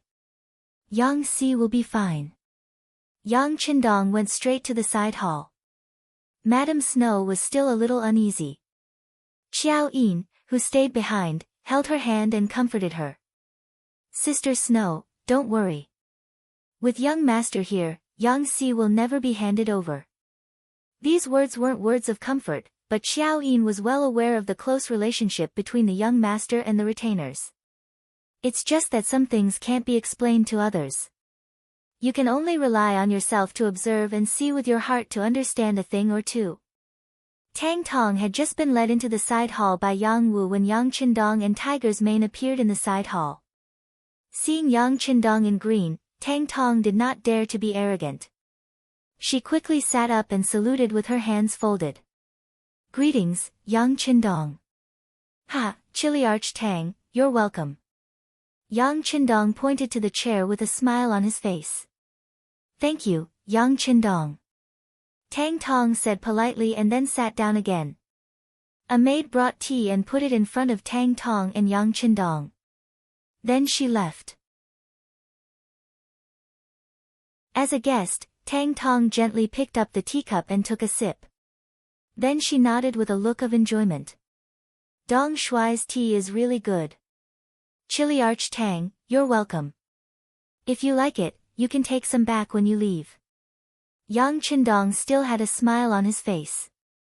He spoke unhurriedly and did not seem to have any intention of asking why Tang Tong was here. In Tang Tong's eyes, Yang Qindong's calmness made him unhappy. He had brought dozens of brocade guards with him. If it were other ministers, they would have panicked and lost their composure. There were usually only two possibilities for Yang Qindong to show such indifference. First, he was pretending to be stupid. Second, he was really stupid. The great Dong Shuai could not have a problem with his brain.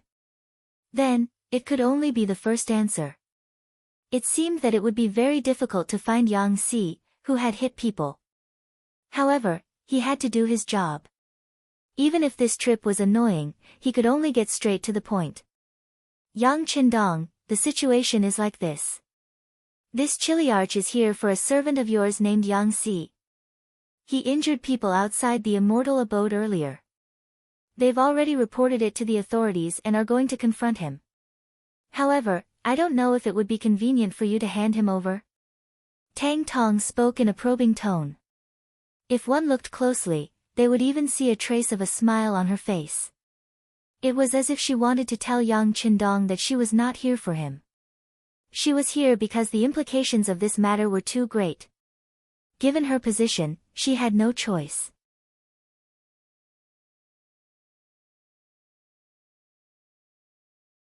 Chapter 127. Yang Qindong listened attentively, without the slightest hint of annoyance. It was as if he had just learned of this matter.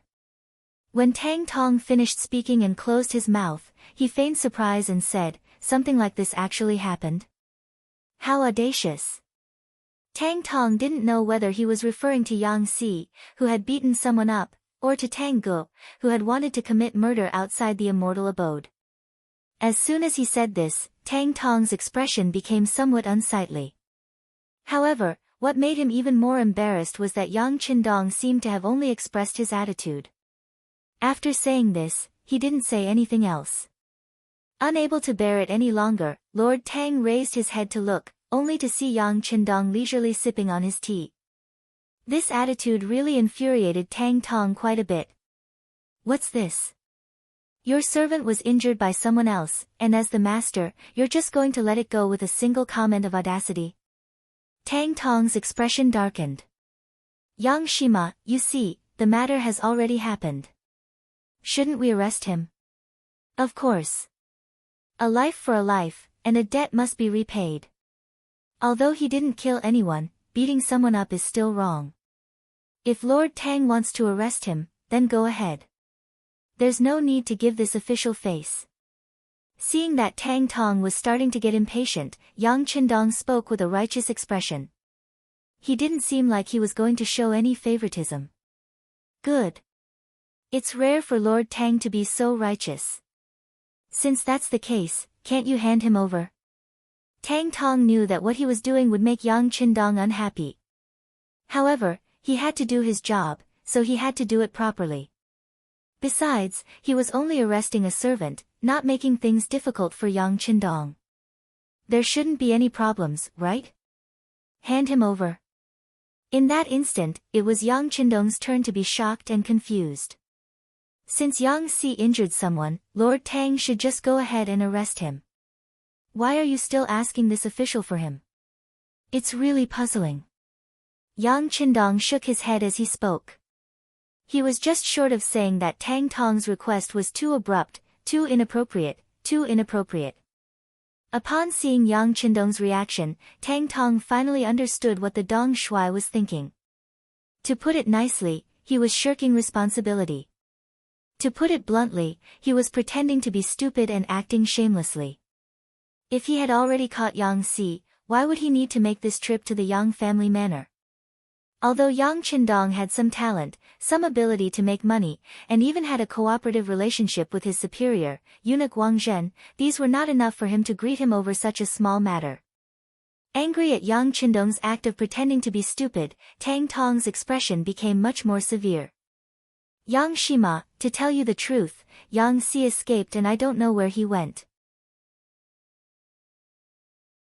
This time, I came to the Yang family manor to ask you to hand him over. Seeing that Tang Tong had finally revealed his tale, Yang Qindong chuckled and shook his head as if he had heard a funny joke. Lord Tang, I said that Yang Si beat someone up. It's right for you to arrest him. There's no need to say anything to this official. As for what you said about asking me to hand him over, it's really inconceivable. What? Could it be that Yang Shima didn't hide him? I've already asked the soldiers guarding the city. They saw Yang Si coming out of the city gate and heading towards the Yang family manor. Tang Tong laid out the situation she knew on the table, as if she already had something on him. He had no choice but to admit it. What a joke. If that's the case, then Lord Tong is certain that I'm harboring criminals. Very well, then please show me the evidence.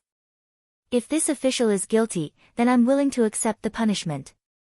Yang Qindong spread out his hands and frowned as he spoke with great displeasure. I don't have direct evidence, but this lord is certain that Yang Si must be in the Yang family manor.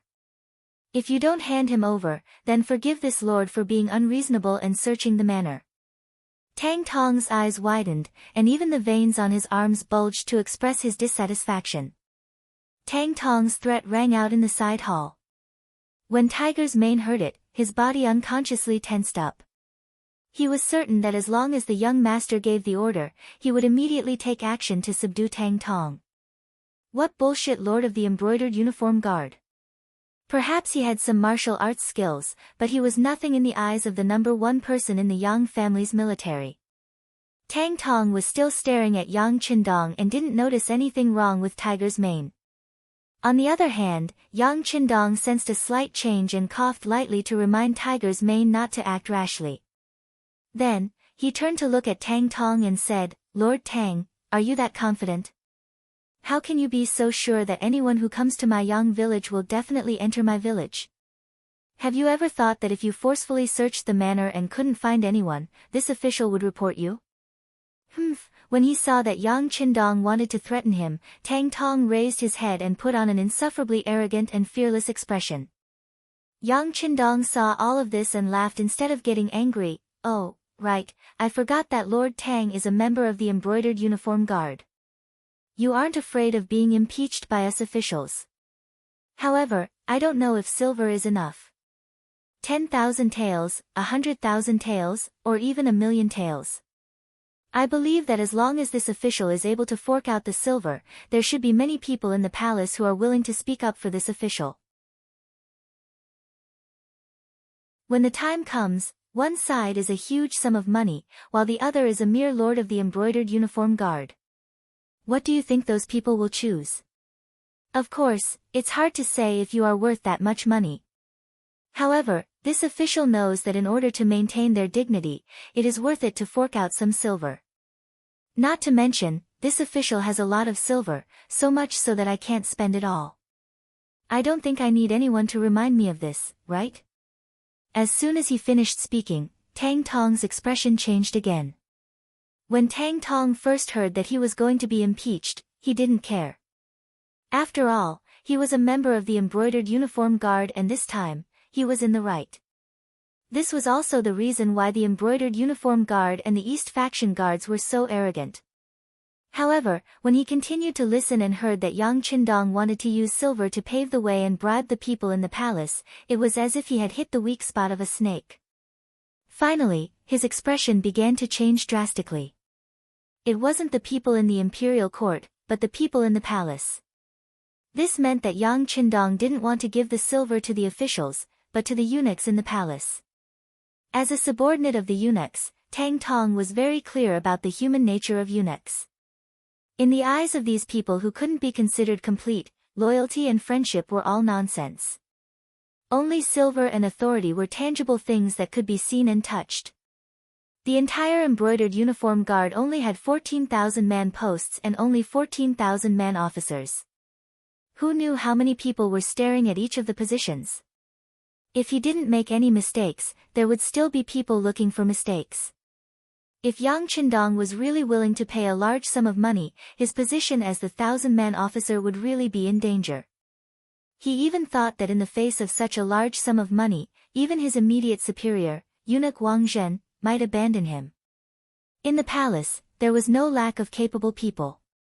Under the influence of what they saw and heard every day, the eunuchs had long gotten used to the internal strife. They had long understood what it meant to cheat each other and what it meant to hit someone when they were down. Once something happened to him, he didn't know how many people would secretly plot against him. Would Yang Qindong be willing to pay a large sum of money? Others didn't know, but the things that this person did couldn't be judged by common sense.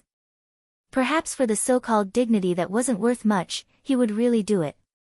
If he was really willing to pay 1,000,000 taels of silver, he dared to guarantee that he would have a good time raiding the village. However, it wouldn't be long before countless reasons would appear to make him a prisoner. After a careful analysis, Tang Tong couldn't help but break out in a cold sweat. When he looked at Yang Qindong, although the other party's face had already returned to its previous calm state and looked as harmless as before, for some reason, in his eyes, Yang Qindong seemed to have become as terrifying as a ferocious tiger that could eat people. Noticing that Tang Tong's expression was constantly changing, Yang Qindong didn't say anything else, nor did he have the intention to rush him. He knew that some things needed to be thought through by himself. Of course, if the other party wasn't afraid of his threat, then there was only one last step left, which was to let the tiger's man and the others strike first. Although the consequences of this would be extremely severe, it was still better than raiding the village. After the Yang family manor passed through his hands, there were already too many secrets. Many of the good things stored were also used up and he didn't have time to put them away. This matter also reminded Yang Qindong that in the future, it was better not to put too many things that could not be seen by others in the manor. He had to be vigilant at all times. He did not want to wait until something big happened. If he reacted, then it might be too late. Yang Qindong didn't say anything, but Tang Tong's heart was in turmoil. In the end, his rationality prevailed over his impulse. If he searched the village, regardless of whether he found Yang Si or not, he was afraid that this enmity would be formed. He could foresee that the outcome that awaited him wouldn't be too good. Since that was the case, he might as well do a favor at little cost. Sigh. After a long sigh, Tang Tong was also an expert at acting. He frowned and said as if he had been wronged, "Yang Si Ma, of course this Qian who doesn't want to make things difficult for you." However, the order was given by the imperial horse supervisor eunuch Qian Seng. I'm only following orders. If I can't find him, I really don't know how to explain it. That's simple. Yang Qindong's face was full of confidence. He gave Tang Tong a friendly smile and said, Qian Hu Tang, you can say that Yang Si knew that he had hurt someone and was afraid of being sued, so he has already left the capital. It's very likely that he went to the Yang family manor in Jianing Prefecture. As long as the checkpoints along the way are strict, it's very likely that he will be intercepted and arrested halfway.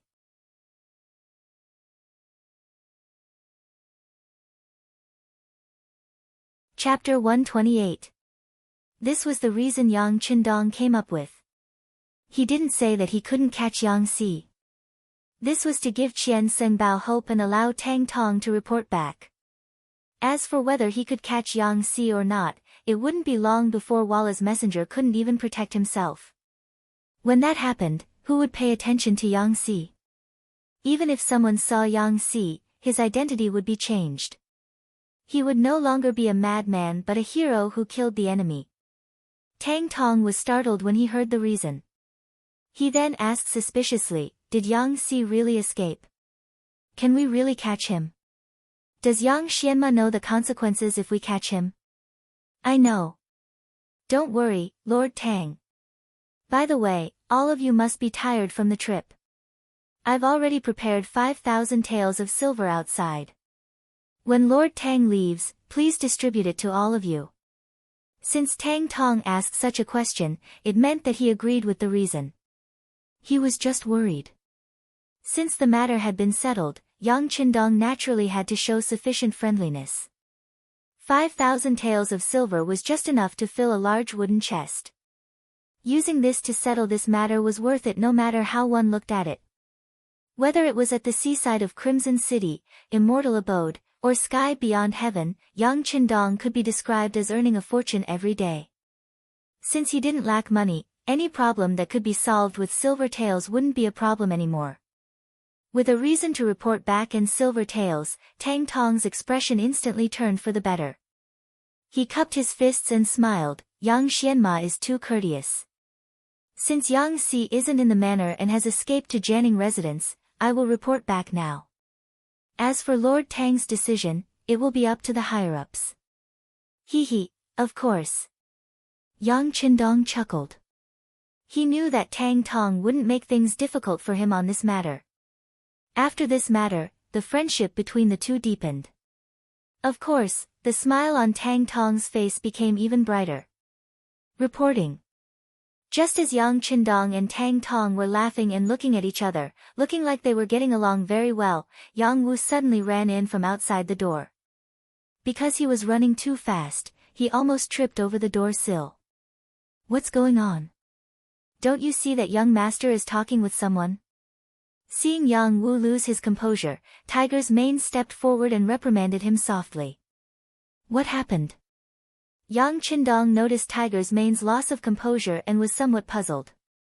In his impression, these Yang family retainers had long been trained to remain calm even if Mount Tai were to collapse in front of them. He really didn't know what had happened to make them behave like this. Young master, third young master is here. He has already entered the manor. Yang Wu didn't have time to explain anything to Tiger's mane. When he saw Yang Qindong's question, he immediately answered. Third princess. Princess Changda. Why is she here? Yang Qindong was slightly taken aback when he heard this. Princesses, especially after reaching adulthood, weren't allowed to leave the palace as they pleased. Then why did she come to his manor without even greeting him? What was going on? Yang Qindong was flabbergasted.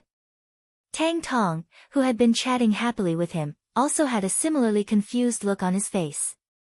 He also didn't understand why the princess would leave the palace, and why she would come to the Yang manor. While the two of them were puzzled, or rather, unable to react for a moment, the sound of noisy footsteps came from outside the side hall. Then, they heard a eunuch shout in a high-pitched voice, "The princess has arrived."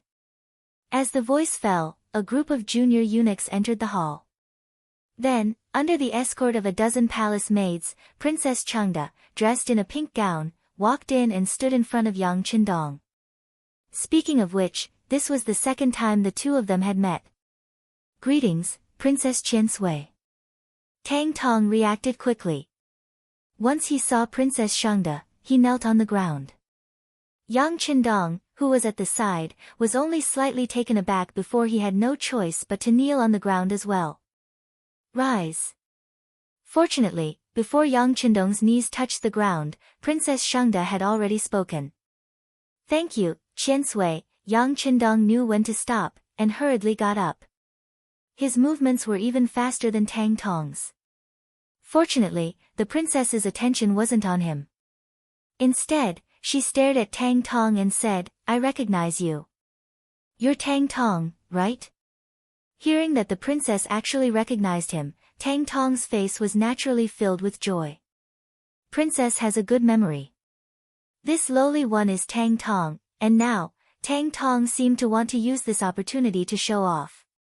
He had heard that Princess Changde and the emperor were siblings from the same mother, and had a very good relationship.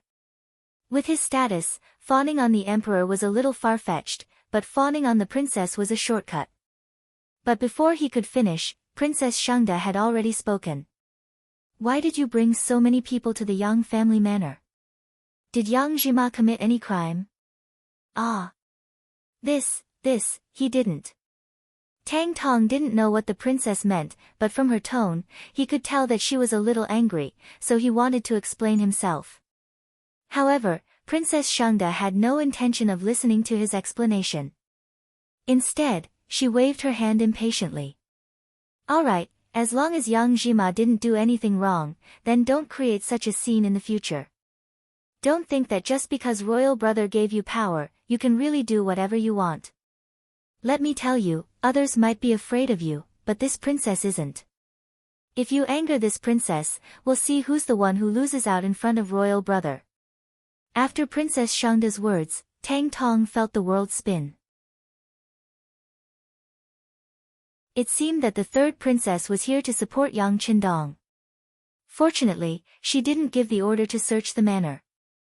Otherwise, she really didn't know how to clean up this mess. Others might not be able to comment on the matters of the eunuch group, but as a member of the royal family, Princess Changde could. Not only was she on good terms with the queen of the imperial harem, Empress Qian, she was also the emperor's biological sister. She was greatly appreciated by the emperor. This could be seen from the grand birthday banquet that was held a while ago. Tang Tong broke out in cold sweat, his lips trembling. He knew that if he didn't clarify today's matter, there would be consequences later on. Thus, he didn't care so much and lowered his head.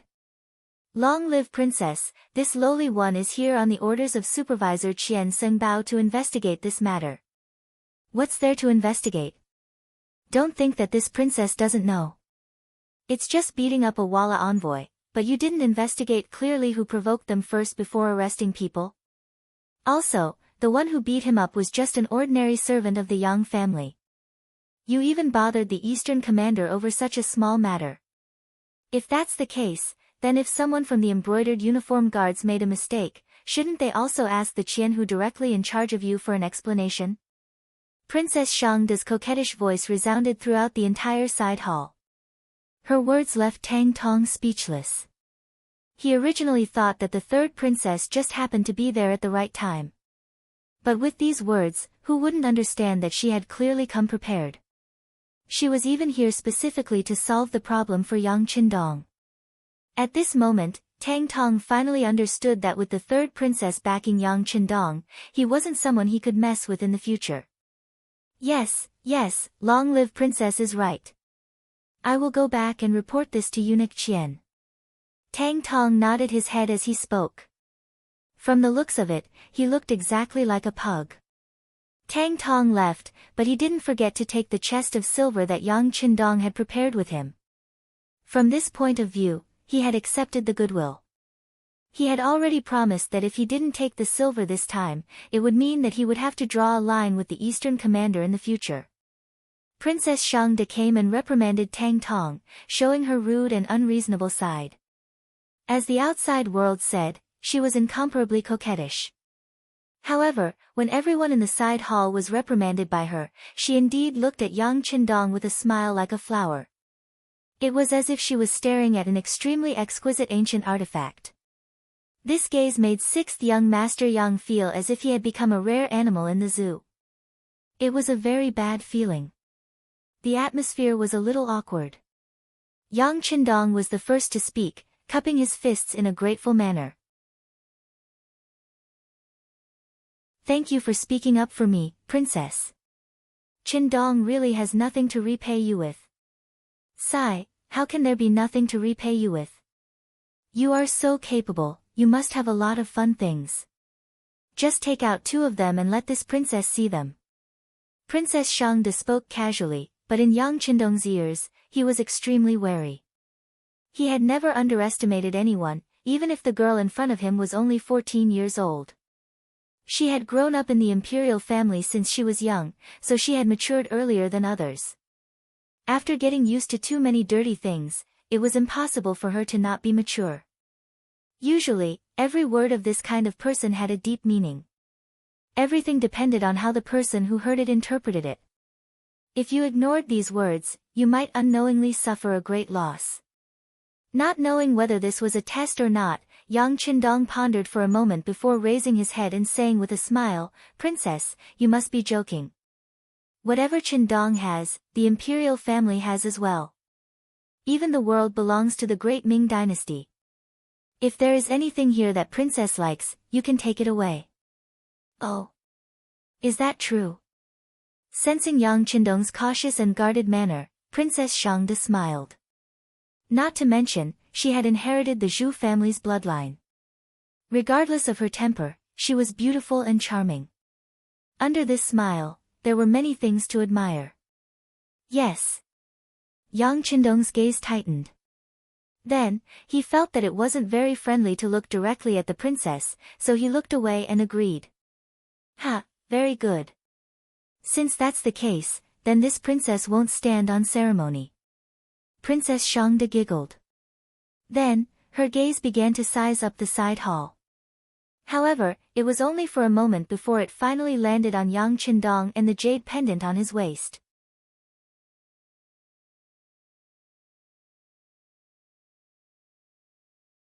Chapter 129.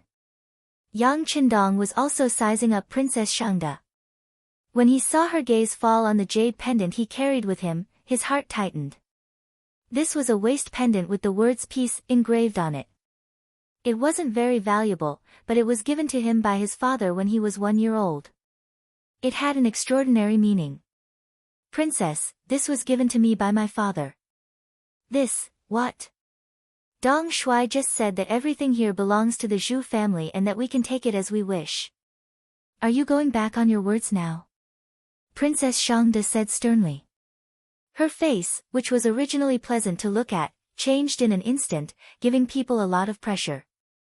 This pressure obviously couldn't scare Yang Qindong, but it reminded him of her identity. Indeed, they were all from the Zhu family. None of them were easy to get along with. They changed their faces faster than flipping a book. Not wanting to be a busybody, he immediately took off his waist pendant and handed it over with both hands. "Since the princess likes it, you can have it." "Ha, that's more like it." As if she really liked this waist pendant, Princess Shangde stretched out her jade-like hands to receive it. Then, she regained the innocent expression of a girl. "All right, this princess has helped you solve your problem. Asking for a waist pendant from you isn't considered bullying me. Ha ha ha, let's go." Princess Shangde left just like that, not staying for long. She probably knew that with her current status, staying too long in the Yang family village would easily attract criticism. Although she wasn't afraid of public opinion, it was better to avoid as much trouble as possible. The princess left, leaving Yang Qindong alone in the side hall, deep in thought. The third princess's sudden appearance and quick departure made him a little uncertain. If he had to pinpoint her intentions, it would be that she had only taken a waist pendant. He didn't believe that a spoiled princess would care so much about an ordinary waist pendant. Even when Xiao Yin and Lady Shui appeared in the side hall, hand in hand, Yang Qindong still couldn't figure out what was going on. On the other hand, the two women seemed to be aware of his predicament. Because Xiao Yin had been with Yang Qindong for a long time, she was the most courageous. She bluntly said, "Young master, I'm afraid the princess has fallen for you." What? Hearing this, Yang Qindong was shocked. It wasn't that he hadn't thought about it, but that he didn't think it existed at all. Although information was not so developed at that time, the matter of him falling in love with Hu Yan, the daughter of the Hu clan, would not be a secret in front of the emperor. Since the emperor knew about this matter, it was impossible for him to marry the princess to him. One had to know that according to the customs of that time, when a princess married a man of lower status, her status was even higher than that of a concubine.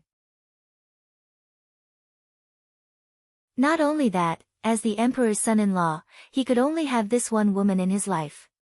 Even the servant girl to warm the bed had to be chosen from the princess's own dowry. At that time, this was a tyrannical treaty for men. However, if one wanted to marry the princess, one had to pay a price in order to obtain benefits. Speaking of which, this was very fair. However, this kind of fairness might be useful for a destitute scholar with no power or influence. But whether it was power or money, what did Yang Qindong lack?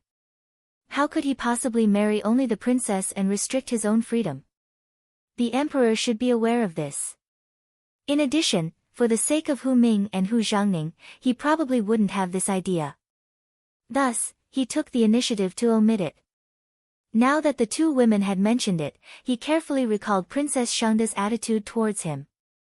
Only then did he realize.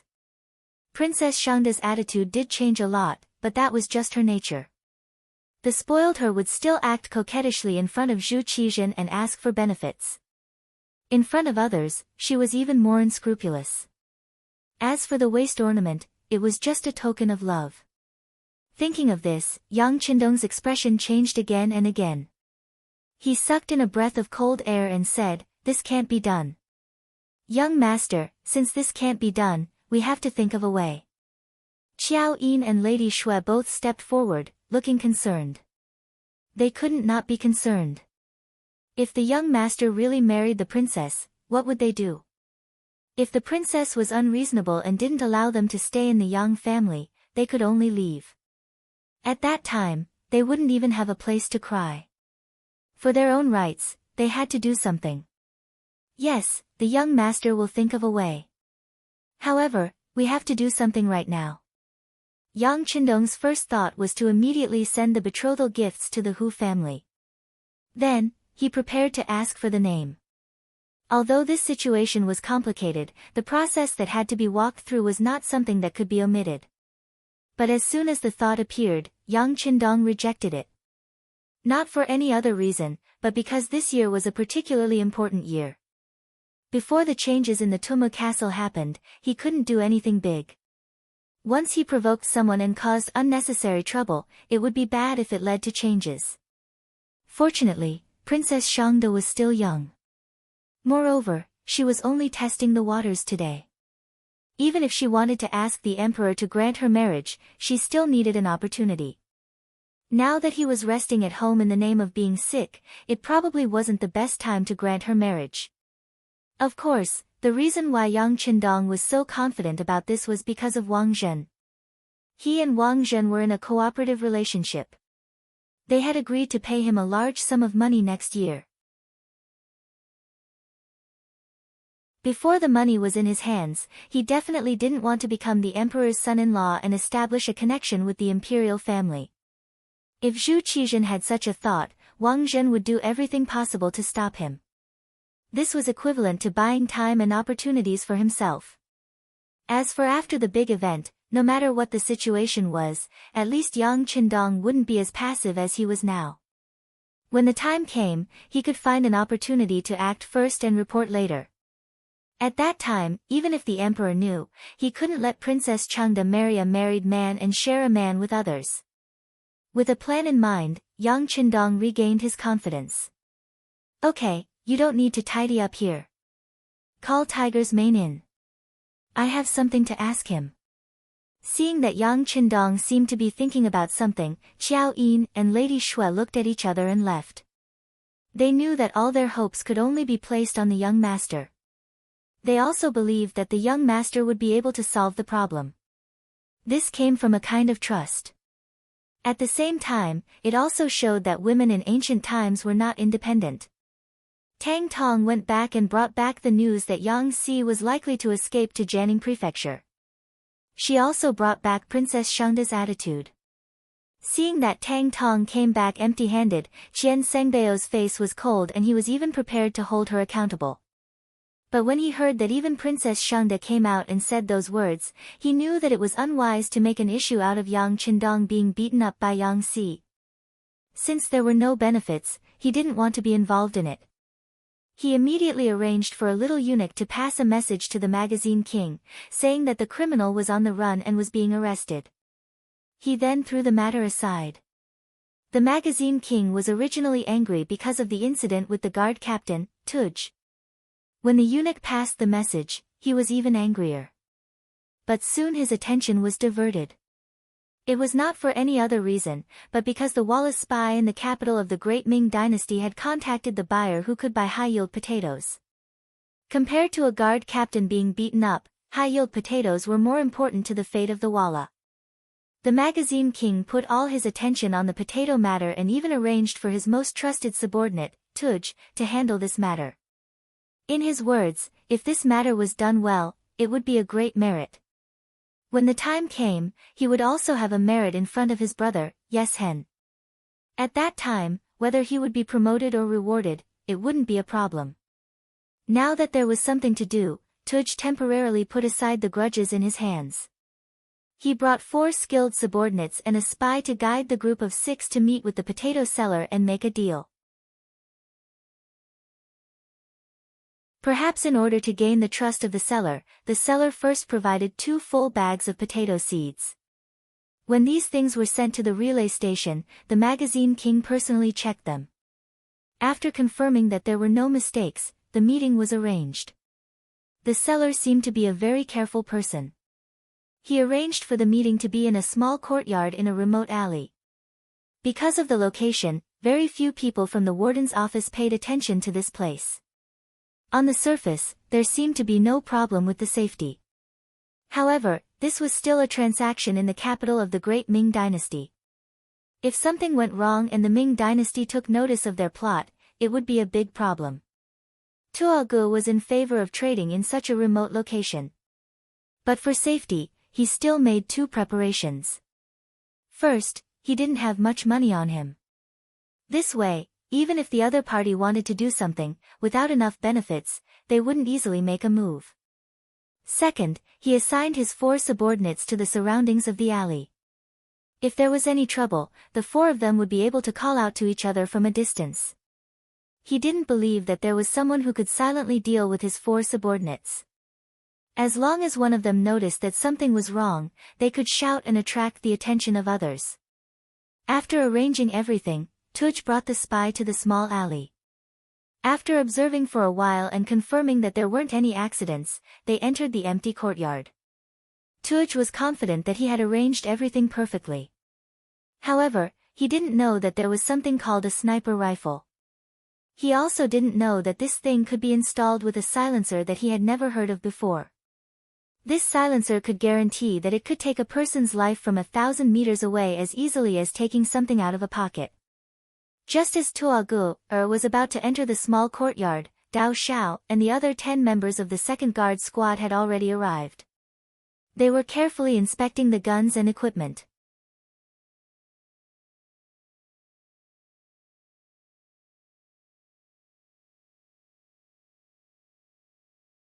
Instead, it was the Valle spy who came with him who shook his head bitterly when he heard this.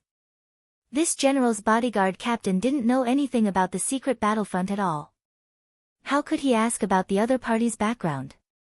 It was impossible for the other party to tell him. As expected, Yang Sen used a gaze filled with disdain to look at Tuogur and said, "Since you aren't an official, why are you asking me these questions? You really are an idiot." Tuogur suddenly realized that he had said something wrong. However, The other party directly called him an idiot and angered him. He glared and said with a fierce expression, "You dare to scold me?" Just as Tuagur was about to flip out, the security bureau agent who had been tidying up the carriage walked into the small courtyard. According to the previous agreement, once this person entered the courtyard, it meant that the Walla agents guarding outside had all been eliminated. A strange smile flashed across Yang San's face. "So what if I scold you? I still want to kill you." After saying this, a small crossbow appeared in Yang San's hand. At this moment, he was aiming it at the angry Tuagur who was about to draw his sword. "Let's talk nicely. Let's talk nicely." Seeing Yang San take out a weapon, the Walla agent felt that the atmosphere wasn't right. He immediately tried to ease the atmosphere with a smile. How could Yang San, who already had the intention to kill, stop his killing intent because of these words? A cold smile flashed across his face. "Let's talk nicely. However, it's too late to say anything now. From the moment you entered this small courtyard, you were already destined to be dead." At the same time as his voice fell, his right index finger moved and pulled the trigger on the crossbow. Under the force of the spring mechanism, an arrow flew through the air and shot into Tuagur's chest. At the same time, outside the small courtyard, 4 hidden snipers simultaneously fired their bullets into the head of Tuagur's subordinate, who was completely unaware of the impending death. Among them, 3 bullets hit the middle of his eyebrows, while 1 missed and only hit the forehead. However, the powerful lethality still took his life in the first instant. The pitiful Tuagur still maintained his posture of drawing his sword. He had an overbearing appearance as if he wanted to take the lead. He didn't know that the people he had arranged outside had all been wiped out. Furthermore, when he thought about how the other party attacked without the slightest hesitation. How was this a trade? It was clear that they were here to kill him. When Yang San made his move, his subordinates also took out the same crossbow and aimed it at the Walla spy. "If you want to live, don't shout. Otherwise, you will end up like him." The Walla spy who had been scared silly by the scene in front of him was already stunned. In the end, his mission was just to gather information. He was also trained on how to hide himself. His skills were only average. Now that even Tuagur, who was extremely good at fighting, was killed without being able to fight back, what else could he do? In order to save his life, the spy stood there obediently and allowed the people from the security bureau to tie him up tightly. Even his mouth was stuffed tightly. There was another sound of footsteps outside the courtyard. Dao Xiao led the second team to clean up the 4 Walla guards who were hiding in the dark and carried their bodies inside. "Let's get to work. Create a scene and bring him back alive. He must know a lot of Walla's secrets." A sinister smile flashed across Yang San's face. Perhaps it was because of his work, but he had become much more sinister. Even in the security bureau, few people dared to interact with him too much. They seemed to be afraid of the actual leader of the security bureau. Half an hour later, a big fire suddenly appeared outside the courtyard. The fire attracted the soldiers of the 5 cities' warden's office. When they put out the fire with all their might, they saw the scene in the courtyard clearly. A few men wearing Walla Guards uniforms were lying dead on the ground. In front of them, there were many scattered potatoes. This matter involved the Walla Guards. The 5 cities' warden's office quickly reported this matter. Not long after, the Eastern Faction warden's office and the embroidered uniform guards men arrived one after another. The leader was the Qianhu official, Tang Tong. After he recognized Tuagur's identity at a glance, his eyes flashed with anger. Another half an hour later, the magazine Qing, who was still waiting for news at the relay station, looked outside uneasily. Suddenly, the door of the courtyard he was resting in was pushed open from the outside. Then, a group of embroidered uniform guard rushed in with torches. Not good. Instinctively, the magazine King turned around and took the scimitar that was hanging on the wall. When he turned around, Tang Tong and a few other embroidered uniform guards men had already rushed into the room. "Emissary, are you still going to resist? Looking at the magazine king's current appearance, Tang Tong sneered. What are you doing? Since you know that I am an emissary, why are you treating me like this? Aren't you afraid that the Ming dynasty will fall out with the Walla? The magazine king relied on his identity as an emissary to threaten them. I don't know about the matter between the Ming dynasty and the Walla, but now there is evidence that your guard captain has been buying prohibited potatoes everywhere. Now that he has been caught red-handed, I'll have to trouble the emissary to come with us and explain clearly. Tang Tong's eyes were full of threat. If the magazine king dared to resist, he would take action. A wise man knows better than to fight when the odds are against him.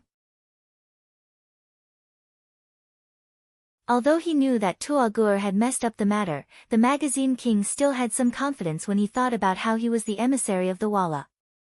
Okay, I'll come with you and see what you have to say. The magazine king put away his scimitar, snorted coldly, and strode in front of Tang Tong. Tuagur was killed and the magazine king was arrested. This was Yang Qindong's revenge and also successfully diverted the attention of the magazine king. Now that the magazine king couldn't even protect himself, how could he have the time to pay attention to Yang Qindong? Regrettably, the periodical king was, after all, the emissary of Tile. Especially after he found out about Tugger's death, he pushed all the blame onto the dead and complained about the injustice he had suffered. Without direct evidence, naturally, no one could do anything to the magazine king. However, this matter directly caused the court to be disgusted with the Walla. In particular, the Minister of Revenue, Wang Zhua, threw out the problem of the large number of people in the Walla's diplomatic group. When the potato had just appeared, Wang Zhua had suggested to the emperor that such a good thing should not be allowed to spread. Otherwise, when those foreign countries had enough food, they would raise their soldiers and horses. From there, they would have the ability to cause trouble for the Ming dynasty. This time, the Walla actually wanted to take the potatoes back, which could be considered as touching his reverse scale. In the court, he said that according to the rules of the court, the number of people in the diplomatic group should be limited to 50 people. However, this time, the Walla actually sent a group of 3,000 people. Just the food and drink alone cost a lot of money every day. It was really like a stone that stirred up 1,000 ripples. When the other officials heard about this, they all had a shocked expression.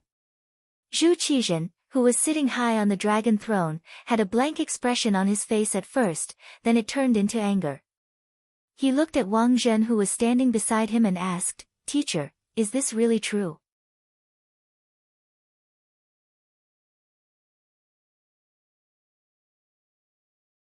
Chapter 131. Wang Zhen was one of the first to know about this, but considering the benefits he received from the Walla before, he wanted to minimize the problem and let them leave. But now that it was exposed in the imperial court, some words had to be said. Replying to the emperor, the actual number is only around 2,500 people, 3,000 is a false number. Just as Wang Zhen had said, this time, Vala had indeed sent out 2,500 tributary envoys. In order to receive more rewards, they had falsely reported 3,000 people. It was normal for the Walla to falsely claim rewards. Because Wang Zhen colluded with the Walla and accepted bribes from Yes Hen, he pretended not to know.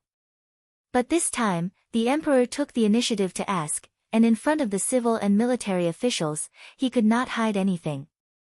Good, good. Are they here to pay tribute or to ask for something? After hearing Wang Zhen's answer, Zhu Qizhen's face became very ugly, and he announced in the imperial court, "Teacher, since you have received the previous diplomatic groups, this time I will leave it to you to solve. I don't care what method you use, but in short, it is not so easy to take advantage of me." Seeing Zhu Qizhen angry, Wang Zhen immediately said, "Please rest assured, Emperor, this subject knows what to do." After the court was adjourned, Wang Zhen did not treat the king of the periodical in the same amiable manner as before. Instead, he ordered the Ministry of Rights to give out rewards according to the number of people who were present. He also rashly reduced the price of the Valago horses by 4/5, paying Valeso only 1/5 of what he had asked for. This caused the periodical king's wish not to be fulfilled, and he angrily returned. Not only that, when the large diplomatic group returned, they were strictly inspected, and all the things they brought were searched. Rummaging through the books on the grounds of preventing illegal items made the magazine Qing lose face. After the angry periodical Qing returned to the Walla, he reported to Yes Hen with exaggerated details. When Yes Hen heard this, he was furious and immediately gathered the army, using the Ming dynasty's reduction of rewards as an excuse to split the army into four and attack the Ming dynasty, personally leading a large army to attack Datong. They were already prepared to attack the Ming dynasty, and this time, they had a suitable excuse. For a time, the border area was filled with the flames of war, and alarms were constantly sounding. Walla's cavalry was ferocious, and they quickly advanced to the south. The Ming dynasty soldiers guarding the northwest were defeated several times, and they hurriedly requested reinforcements from the capital. Walla's betrayal and the start of the war, once the news reached the capital, it caused a huge commotion. For a moment, they were all guessing which general the emperor would send as reinforcements to conquer Walla. While everyone was guessing, one person's heart beat wildly. He thought that his chance to become famous in the world had come. This person was the head eunuch of the imperial palace, the head eunuch of the ceremony directorate, Wang Zhen. Even though Wang Zhen, who could be said to be able to cover the sky with one hand, could be said to have absolute power at that time. Although some people had no choice but to rely on him because of his power, he was still a eunuch in the end. Other than his trusted aides, no one knew how to secretly curse him. If Wang Zhen were to fall from power one day, the first to attack him would be those who relied on him. Furthermore, Wang Zhen might not always be able to cover the sky with one hand, because his power came from Emperor Zhu Qizhen. As long as Zhu Qizhen no longer trusted him and was suspicious of him, he only needed to casually say a few words to make Wang Zhen lose the entire game. No matter how much power he had, he could not jump out of Zhu Qizhen's 5 fingers. This was what Wang Zhen was worried about. If he wanted to become an evergreen tree, he had to truly grasp the Ming dynasty's military power and reach the peak of power. To achieve this, it was far from enough to arrange a few trusted aides. Only by leading the great Ming dynasty's army to victory could he truly establish his prestige in the army. For this reason, he decided to urge Zhu Qizhen to personally lead the northern expedition to Walla. If he succeeded, as the leader, he would naturally have great merits. At that time, he would have many opportunities to touch the military power. Once this desire appeared in his heart, he had a feeling that he could not retreat. His whole body felt as if it was on fire, making him unable to sit still for a moment. Where is His Majesty now? Wang Zhen's heart was in turmoil. He really wanted to ask Zhu Qizhen to go to war, so he asked a little eunuch beside him. Replying to eunuch Wang, His Majesty is resting with the Empress. Good, let's go see His Majesty. Wang Zhen stood up, tidied up his sleeves, and walked straight to the rear palace with firm steps. At this time, Zhu Qizhen was resting in Empress Qian's palace. His complexion was not very good.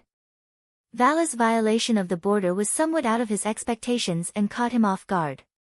When he saw that more and more requests for help were coming in from the border, he decided to leave the Palace of Heavenly Purity and go to the Empress Palace to relax. As for how to deal with this matter and who to send, the important officials would probably come up with a plan. This was one of the benefits of being the emperor. If he ran into problems he didn't want to deal with, he could just toss them to someone else. Empress Qian was extremely virtuous. When she saw that Zhu Qizhen's mood wasn't too good, she had all the maids and eunuchs leave the palace. She was the only one accompanying the emperor to rest in his chambers. She even suggested that if the emperor was too bored, he should take a trip to the immortal abode to relax. Zhu Qizhen was somewhat moved by the empress' suggestion. The immortal abode had been open for more than half a year now, and there was always an endless supply of delicious food and fun things to do inside. When he heard people talk about it in the past, he would always look forward to it. However, because he was the emperor, leaving the palace would cause too much of a ruckus. That was why he had always suppressed this thought. Now that the empress was so supportive of him, he was truly moved. Empress Qian was worried about Zhu Qizhan's health after seeing how distressed he was, so she made this suggestion. When she saw that the emperor was actually moved, she smiled sweetly. If your majesty wishes to go, you can disguise yourself as a commoner. However, you must bring more people with you. Your safety is still very important. Yes, the empress is absolutely right. How about this, we will immediately call General Fan Zhong over and have him arrange for more people to protect us. Zhu Qizhan couldn't wait any longer. There was a trace of urgency in his voice. The emperor issued a decree, and General Fan Zhong quickly brought over 100 Huban soldiers to prepare for the emperor's departure. It was at this time that Wang Zhen arrived. He was dressed in official robes. Only the eunuchs who served the emperor were allowed to wear such clothing. As soon as Wang Zhen arrived, Zhu Qizhan happily said, "Teacher, immediately change into a set of casual clothes and accompany us to the immortal abode. Let's see what new delicacies they have." Originally, Wang Zhen had been thinking about how to broach the subject of his personal expedition with Zhu Qizhan. Now that the emperor wanted to go to the immortal abode, it was absolutely quiet, and there were even private rooms there. It was much more convenient to discuss matters. He immediately agreed. As he went to change his clothes, he also arranged for someone to notify the last-ranked eunuch, Mao Mu, and have him notify Yang Qindong as soon as possible so that he could make the necessary arrangements. Yang Village. Ling Feng from Crimson City had arrived. He was personally led by Xiao Feng, who was already a battalion commander. Bai Zua, the captain of the Phantom Sniper Squad, had also arrived with them. There were a total of 20 members, 10 of them snipers and 10 of them observers. When Xiao Feng arrived, he was immediately called to the study to give a detailed report of the situation on Little Ryukyu Island.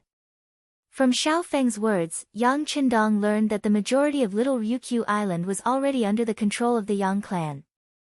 Only the central northern region had not been recovered.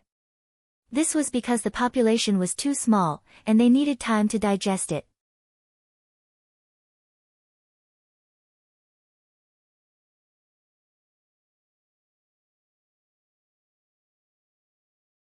Chapter 132. Yu Qian and Xin Yu were officials of the Great Ming Dynasty. One was a self-proclaimed Wen Tianxiang, while the other was an imperial censor. They were both people with integrity. Yang Qindong had long thought that the other party would not accept the changes in Crimson City so easily, especially since it was not under the management of the Great Ming Dynasty. There would be resistance and incomprehension, but these two people were people who valued the country more than the king. As long as they saw that the ones benefiting were the common people, their thoughts would eventually change. It was just a matter of how long it would take. Yang Qindong firmly believed that time could change a person. Oh. They've been staying in the room all this time. Yang Qindong's smile was written all over his face. He was not surprised by the two people's uncooperative attitude. Yes and no. At first, they stayed in the room, but the sixth young master also knew that even in the room, the facilities inside were completely different from the Ming dynasty. In addition, after their relatives were safely sent back, they began to appear on the streets again. At first, they did not speak much, but when I received the order to come to the capital, they had already made friends with many of the common people in the city. It could be seen that the smiles on their faces were getting more and more. Hee, this is a good phenomenon. When he heard this, Yang Qindong was already certain that these two people would definitely be used by him. The only difference was the length of time. Everything caused by little Lioli was developing steadily. This was where Yang Qindong's confidence came from. There was no need to talk about advancing. If there were any accidents, he would have a place to retreat. So, what did he not dare to do? Next, he had to consider how to make a good Wallace offense. Should he let the Tumu fortress incident continue? Yang Qindong knew that the Ming dynasty's elites were all lost in the Tumu fortress incident. From then on, the Ming dynasty began to weaken. But even so, under the efforts of many people, it still persisted for a very long time. But in the end, the Ming dynasty was defeated in the end. It was defeated because of internal strife. If not for the fact that the power was too scattered, the aristocrats, scholars, and eunuchs were holding each other back, and sometimes they could not even carry out the emperor's orders, how could there be the possibility of the Manchurian Tatars entering the pass, and how could there be the scene of the magnificent China being bullied and humiliated 300 years later? Originally, he had been considering whether he should take action to change history. However, when he thought of the actions of the Ming dynasty's monarch and the tragic history in the future, he shook his head and completely gave up on this idea. Forget it, if there were no elites, then so be it. The deaths of a few people in exchange for a happy life for more people. Especially since China was able to stand at the top of the world, it was appropriate no matter how one looked at it. Young master, Eunuch Mao sent word that Eunuch Wangjin sent word that His Majesty is going to the immortal abode. He asked for you to make arrangements in advance. Tiger's Mane appeared in the study and reported the news he'd just received. All right, I understand. Yang Qindong's expression froze for a moment. Then, a sharp glint appeared in his eyes. It was about time. This Wangjin was going to make a move to dissuade Zhu Qizhen. Immortal abode. Yang Qindong's sudden arrival caused Mu Lily, who was on duty, to be extremely nervous. Yang Xi's matter had obviously been suppressed by Dong Shuai. Now, every time she returned to the Yang clan manor, she could see Yang Xi. The two of them were gradually warming up. They were just waiting for the right opportunity to get married. All of this was thanks to Yang Qindong. When she saw Dong Shuai enter the immortal abode, Mu Lily hurried over to greet him. She said respectfully, "Sixth young master, why have you come? I need to receive an important guest. How about this? Immediately prepare the best private room and arrange for some quick-witted and nimble attendants to serve him." Yang Qindong nodded at Mu Lily with a smile. Then, he turned to Tiger's Mane and gave him a light nod, indicating for him to check the surroundings. Regardless of whether or not the emperor would bring guards with him, if something really did happen, he would still be in a lot of trouble. Tiger's Mane led Mu Lily up to the third floor with a group of people. They entered the private room and carefully inspected it. After confirming that there were no problems, they went downstairs. What they saw was a young man dressed like a noble young master, escorted by a group of people, arriving at the immortal abode's entrance. "Young master, you've come." Yang Qindong smiled as he walked over to greet him. When he saw Zhu Qizhen, who was dressed like a noble young master, he didn't kneel. Zhu Qizhen was dressed casually. He obviously didn't want others to know his identity. He didn't feel the slightest bit of displeasure at Yang Qindong's refusal to kneel. On the contrary, he nodded happily.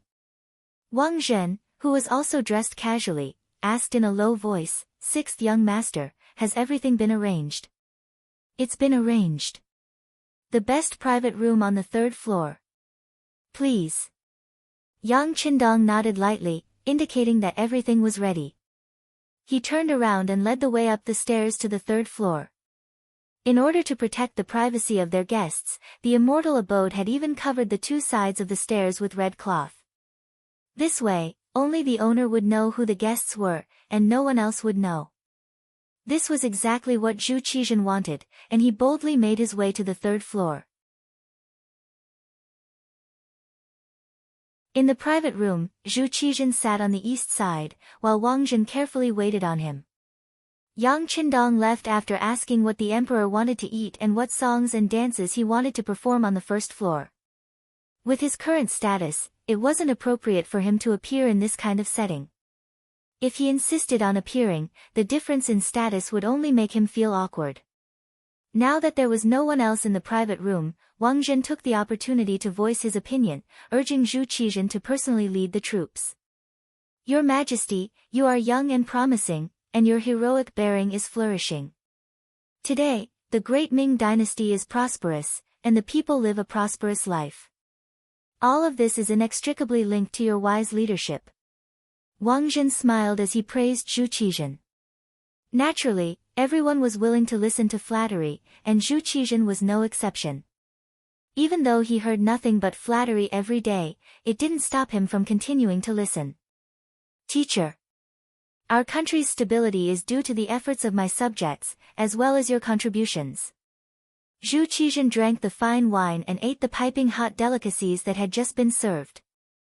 Through the transparent glass, he watched the lively singing and dancing on the first floor. He watched the singers wearing the miniskirts that Yang Qindong had suggested, singing and dancing. It was truly a joyous sight. Zhu Qizhen knew that the costumes of these dancers had received a lot of criticism when they first appeared. There were even some who sent him memorials about it, causing quite a stir. In the end, Wang Zhen took the initiative to resolve this issue. He insisted that this was all a commercial activity, and that it was to serve the public. It was a delicacy in the eyes of many. In fact, this kind of event had attracted countless so-called gentlemen to watch. Many of them cursed the spider lilies while enjoying the benefits. It really was the type of person who enjoyed pain and pleasure at the same time. Now that Zhu Qizhen was in such a good mood, Wang Zhen felt that coming to the immortal abode to discuss this matter was the correct decision. At the same time, he said what he wanted to say. Your Majesty, your ability to rule the world has already reached the peak.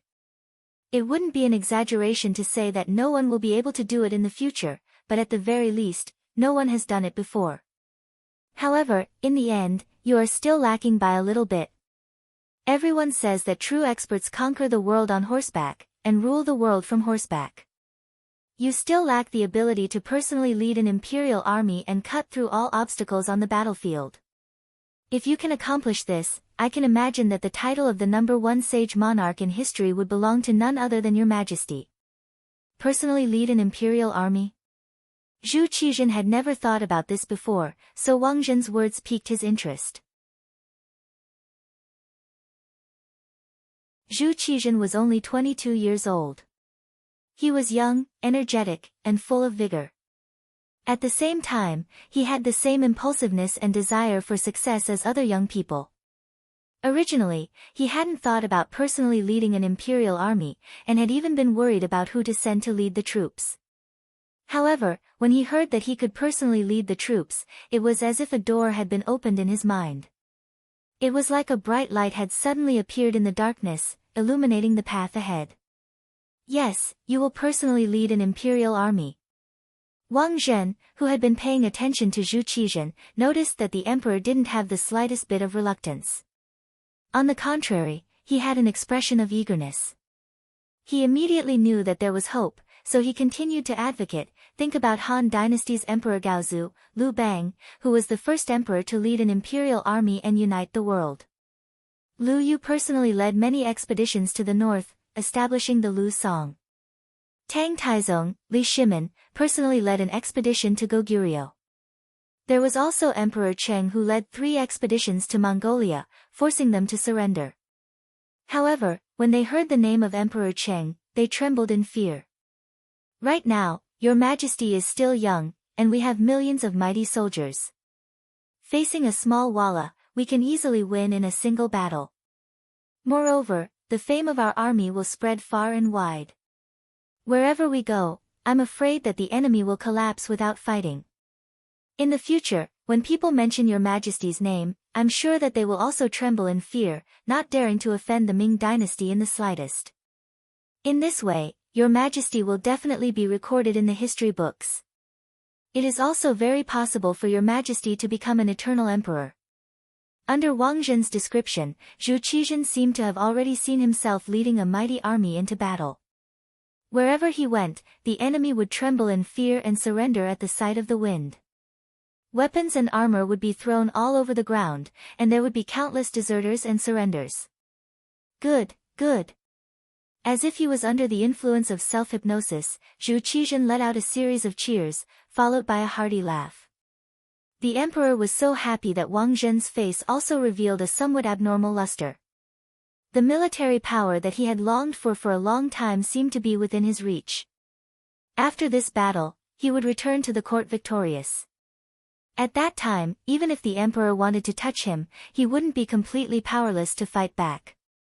He could still live for a few more decades. At that time, what position would he be in?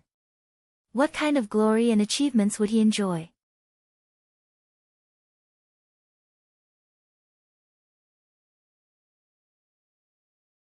Chapter 133. Two people, a man and a hermaphrodite, were laughing loudly in the private room, as if they had encountered something extremely happy. Their laughter seemed to shake the entire private room. Yang Qindong, who had been waiting outside, carefully paid attention to the movements in the room. When the laughter came out without restraint, he guessed a possibility. He felt that the matter had been settled, and it should be time for him to appear. He immediately waved his hand, and a waiter brought over a delicacy that had just been prepared. Taking this opportunity, he pushed the door open and entered. Yang Qindong's sudden entry did not affect the hearty laughter of the ruler and official. Wang Zhen even had the intention to show off to him, "Qindong, quickly come and pay your respects to the wisest and greatest emperor in our history. The emperor is going to personally lead the troops to Walla." As he spoke, Wang Zhen gave Yang Qindong a look. Personally lead the troops. Yang Qindong appeared to be very surprised on the surface, but in his heart, he thought that it was indeed so. If one did not seek death, one would not die. Zhu Qizhen was jumping into the fire pit himself. As a bystander, he was afraid that he would not be able to stop him. Yang Qindong's surprised look was seen by Zhu Qizhen. Does Minister Yang have a different opinion? Yang Qindong, what do you mean?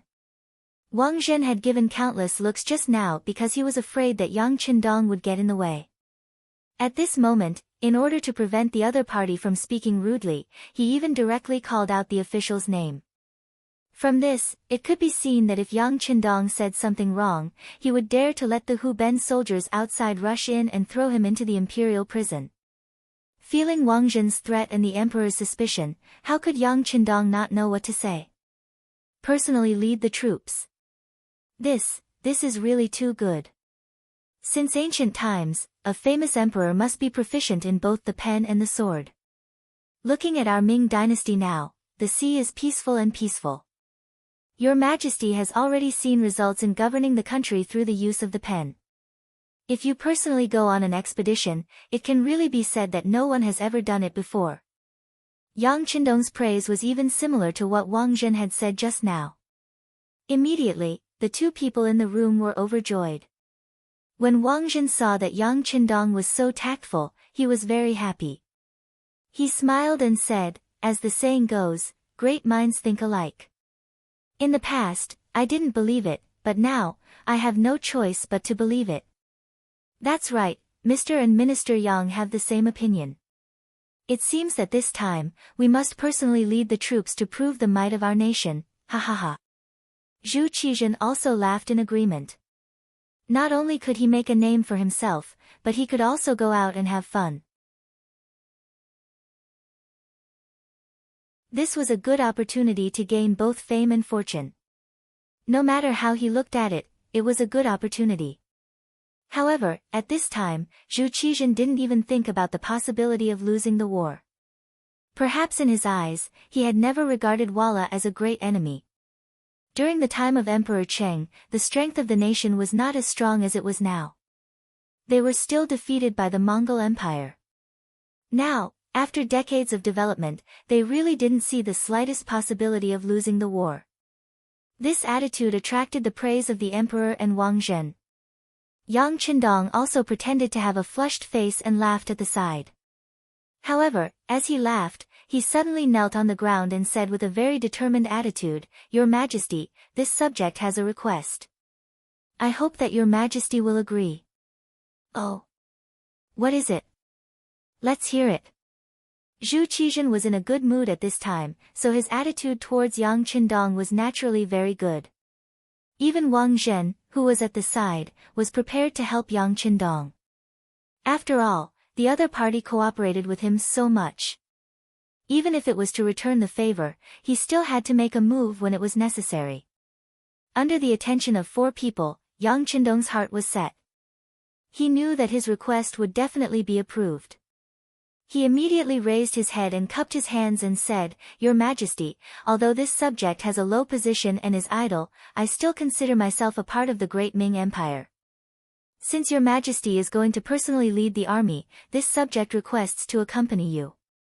I also want to admire Your Majesty's heroic actions and the scene of your victory."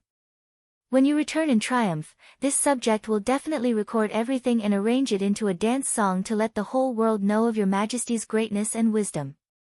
There were also different levels of flattery. When Yang Qindong said this, it immediately scratched Zhu Qizhen's itch. He thought that victory indeed needed someone to record it. Although historians would record it, it was only words on paper.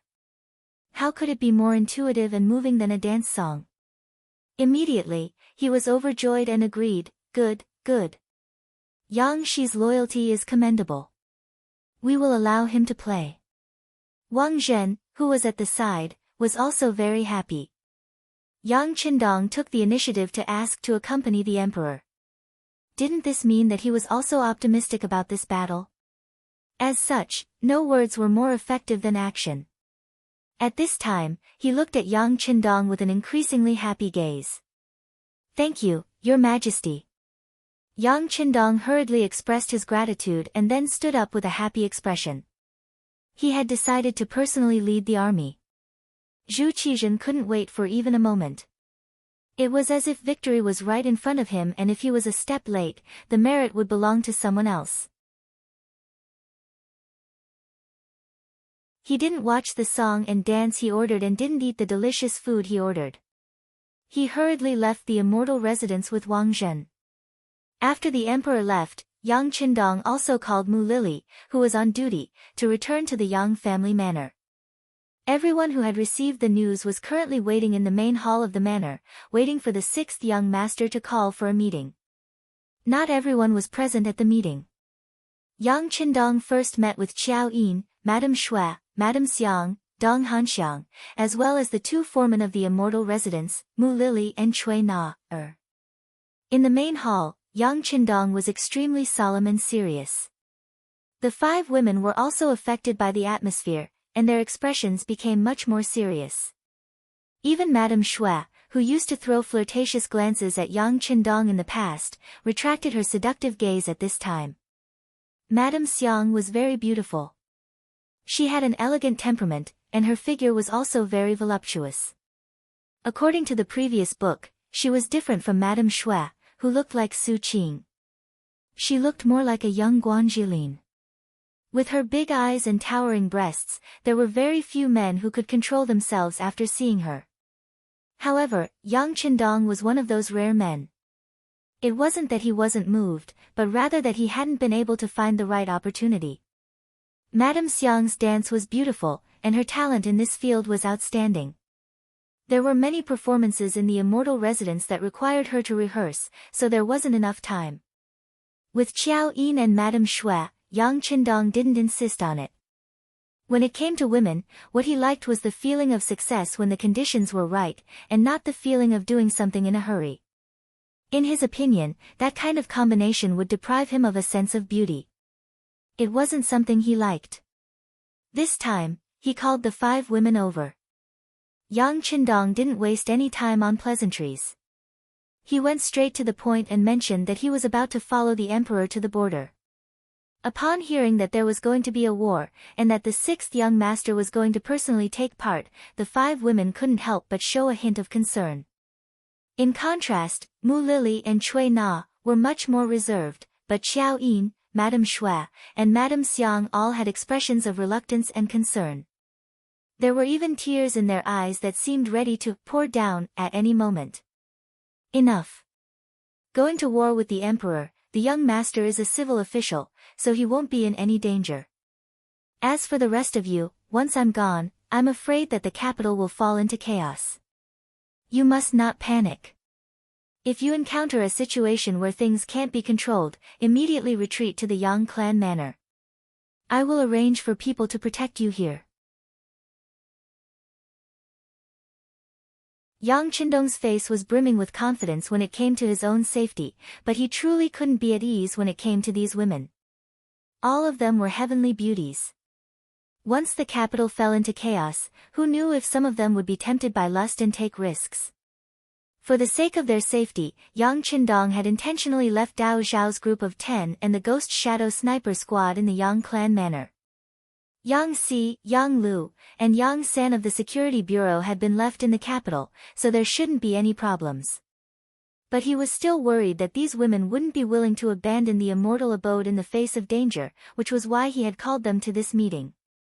He had only one goal in mind: in times of danger, everyone in the immortal abode had to retreat to the manor. As for whether or not the immortal abode would be plundered by others, he couldn't care less. It was impossible to take care of everything in the first place. Since he had intentionally warned them about this, he believed that the girls would not panic too much if something were to happen. "Young master, didn't you say that there wouldn't be any danger? Why did you make such an arrangement?" Qiao Yin had followed Yang Qindong for a long time, and she was the woman who understood him the best. She had been to Crimson City before, and she was well aware of just how powerful that place was. Even with such tyrannical strength, Yang Qindong had still made such an order. Qiao Yin couldn't help but think about it. There's always a what if in everything. Aren't I just preparing for the worst? Ha! Yang Qindong winked at Qiao Yin, his eyes gleaming. Qiao Yin's mental defenses crumbled, and she didn't say anything else. He quickly made appropriate arrangements for the women. After they left, Tiger's Mane, Beta Persei, Yang Wu, 1st Battalion Commander Xiao Feng, 1st Squad Commander Qiu Vi, 2nd Squad Commander Dao Xiao, Ghost Shadow Sniper Squad Commander Bai Zhua, and the others stood in the main hall. None of them sat down. They all had solemn expressions as they waited for Yang Qindong to give them orders. Very good. You don't panic in the face of trouble. This is a necessary quality for a leader. This young master hopes that you can remain as calm as you are now. Yang Qindong's gaze swept over everyone. Soldiers are trained for 1,000 days to be used in a single moment. You've all been in hiding for so long. Now, it's time for you to show your prowess. Now, I order, everyone had gone through strict military training and formation training. As soon as the command was given, everyone tensed up their bodies, put their feet together, and stood at attention. Satisfied with everyone's performance, Yang Qindong said, "I order."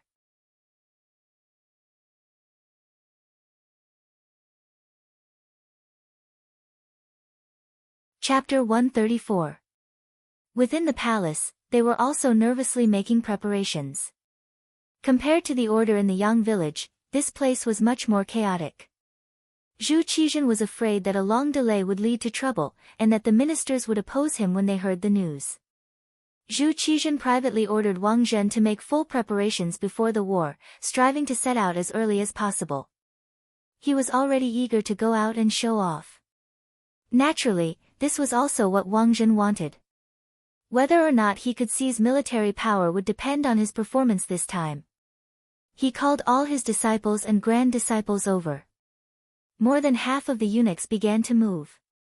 They mobilized troops and issued orders. They were extremely busy. Wang Zhen, who did not know anything about military matters, did not have enough understanding of Walla's attacks. He thought that by letting Ying Zong personally lead the troops, he would be able to scare the Walla troops away.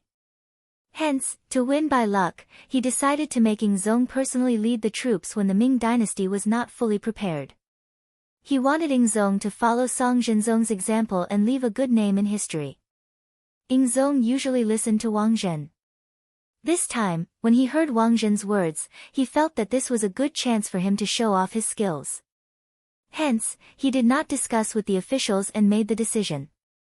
He also announced that they would set out in 2 days. The moment Ying Zong personally led the troops, all the officials were shocked. When the officials found out, they immediately used Minister of War Kuang Yi to say, "It is not good for the 6th master to go out." Minister of Personnel Wang Zhen led the officials to advise against it. Reports of the defeat at the Datong frontlines continued to spread to the imperial capital. These military uniforms that annoyed people in the past were like soul-reaping messengers in Zhu Qizhen's eyes. Since he had already made his decision and was attracted by the results of the victory, Ying Zong totally trusted Wang Zhen and insisted on personally leading the troops.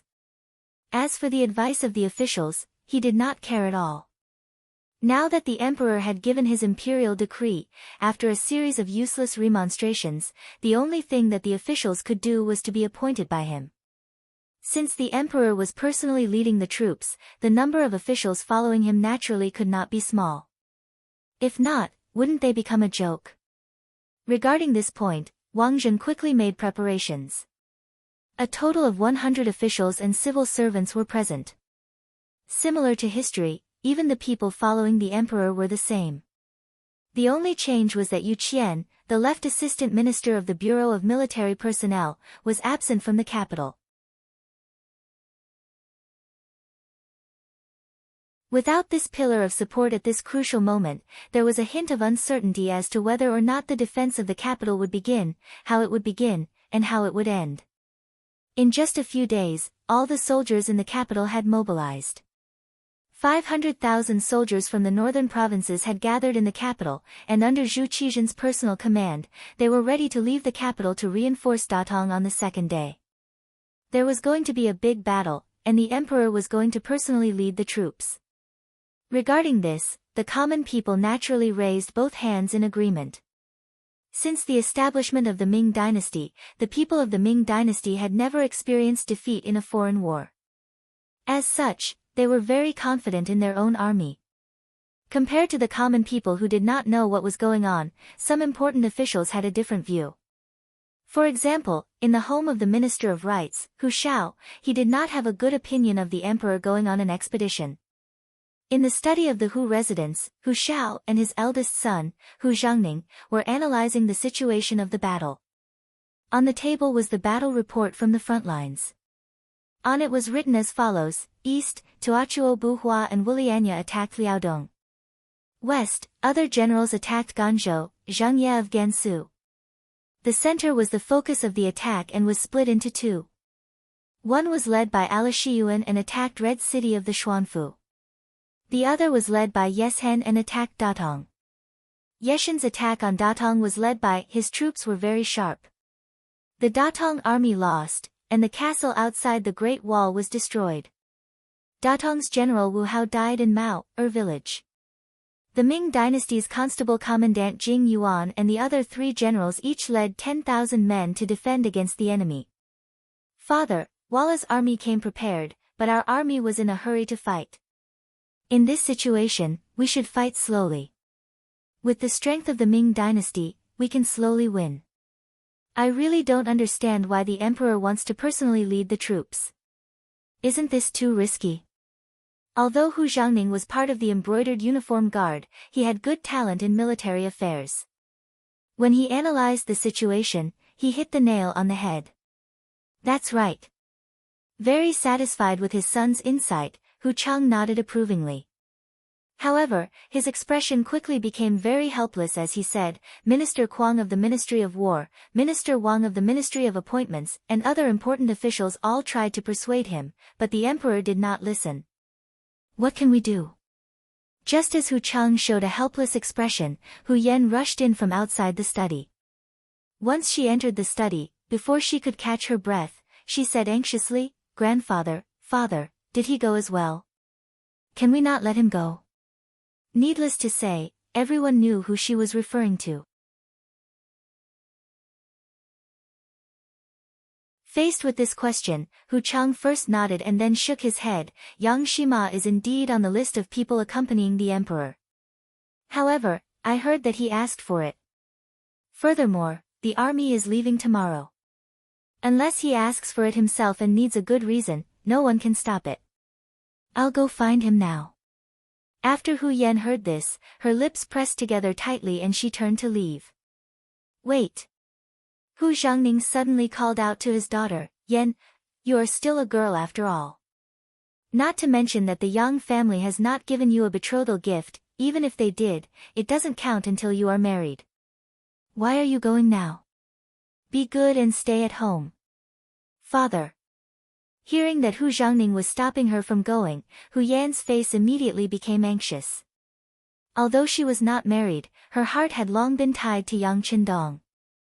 As if he knew what kind of personality his daughter had, after Hu Zhangning stopped her, he directly shouted outside the study, Is Lieutenant Sun Chuang here? Here. Sun Chuang, who was responsible for security outside the door, immediately responded. Watch the young Mississippi. Without my order, she is not allowed to leave the house. Hu Zhangning ordered loudly. When a man went to the battlefield, his head was tied to his belt. No one could guarantee that he would return safely.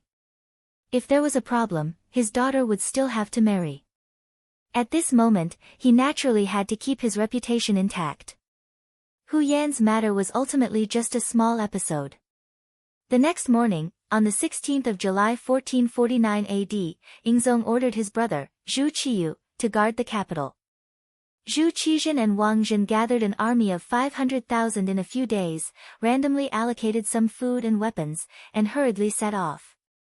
Along with Yingzong and Wang Zhen were Duking Zhang Fu, Minister of War Kuang Yi, Minister of Revenue Wang Zhua, Cabinet Scholars Chao Nai, Zhang Yi, Crown Prince Yang Qindong, and more than 100 other civil and military officials.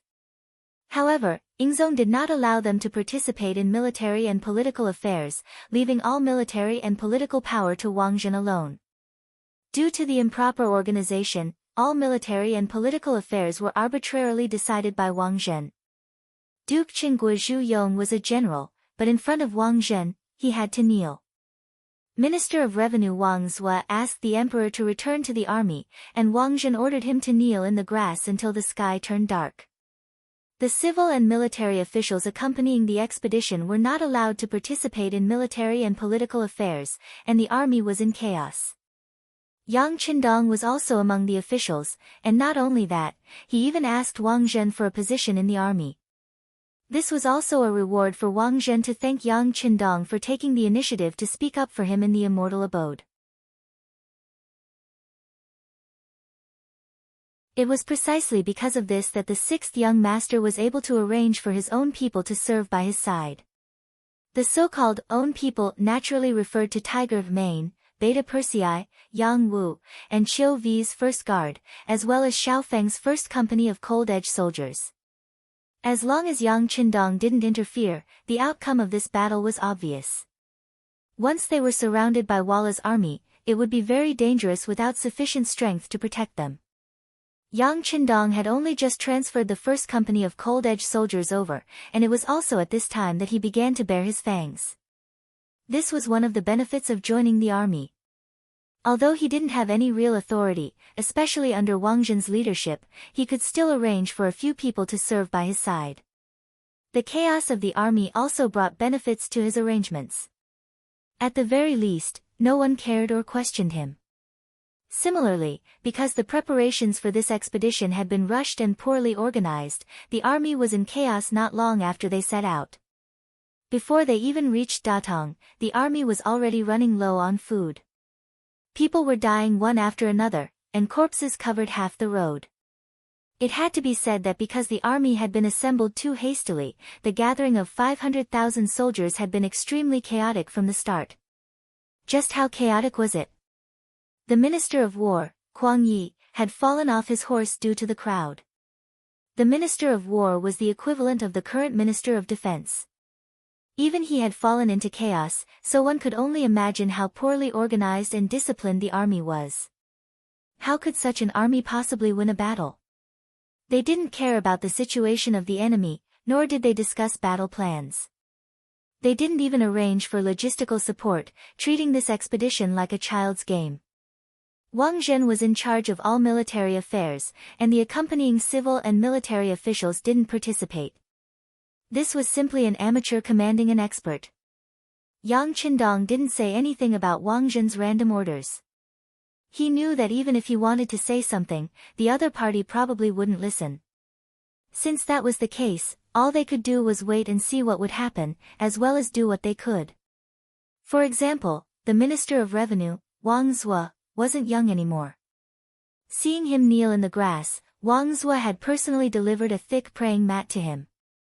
The commander of the embroidered uniform guard, Ji Guang, had seen everything clearly and reported this matter to Wang Zhen. Wang Zhen was very busy and wanted to get involved in everything, big or small, so that everyone could do as he wished. When he heard the report that it was Yang Qindong's doing, he only frowned and waved his hand. Let him go. Record everything about him and we'll talk about it later. Of course, he wasn't letting him go out of the kindness of his heart.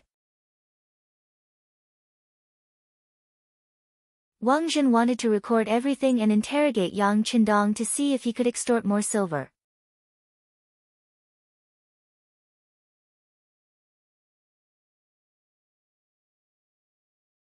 Chapter 135.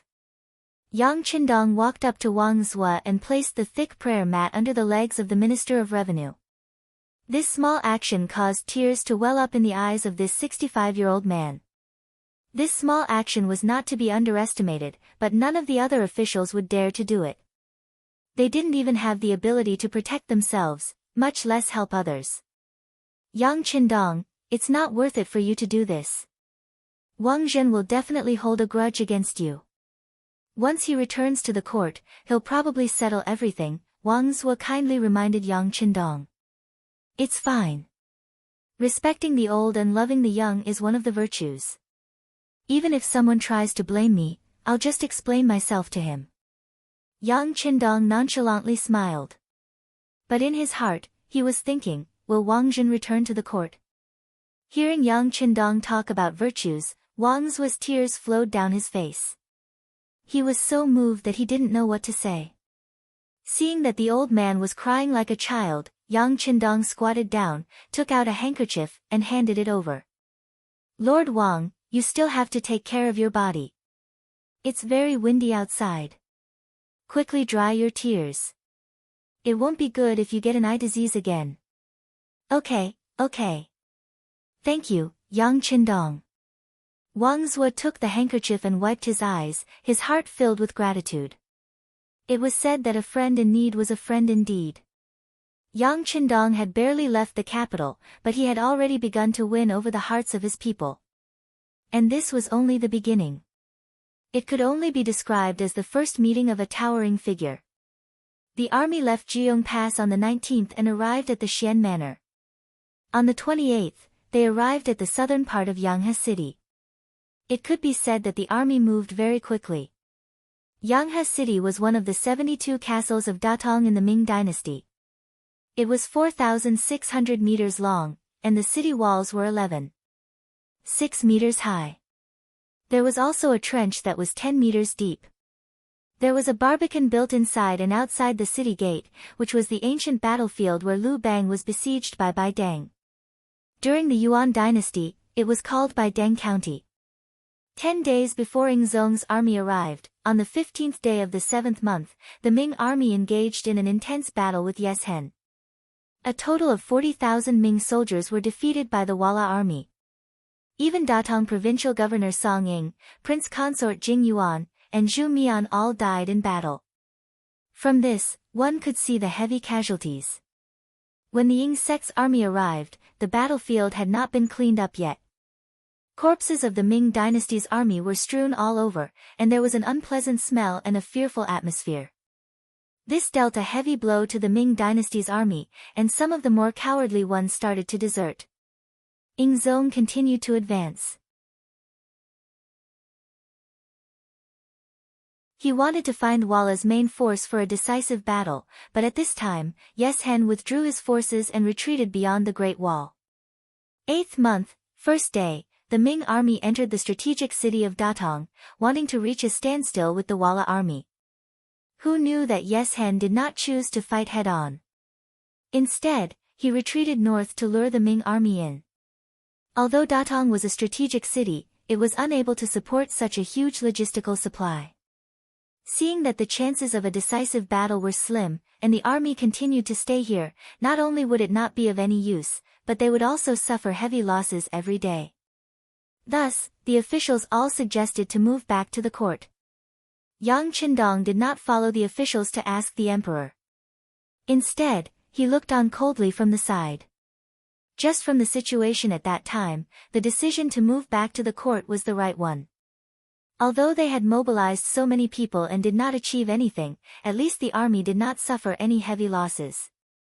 At this moment, not only did Yang Qindong see this point, but even Zhu Qizhen and Wang Zhen, the actual commander of the army, also saw this point. The Battle of Datong had started under Wang Zhen's instructions. He had sent Datong's general Song Ying and military governor Shi Heng to fight with Walla. In his mind, the two of them were more than enough to take care of them first. This way, when he arrived, he could put on a show and show off. There was no need to really fight. Speaking of which, if they really fought, Wang Zhen might not have the guts to do so. Wang Zhen was worried that Song Ying and Shi Heng would not go all out, so he arranged for his trusted eunuch Guo Jing to be the army supervisor.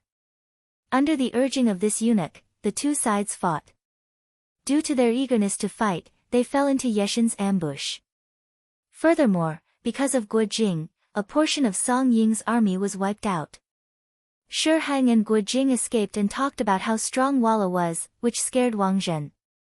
Since the civil and military officials were all trying to persuade him to retreat, he chose to follow the wishes of everyone and agreed.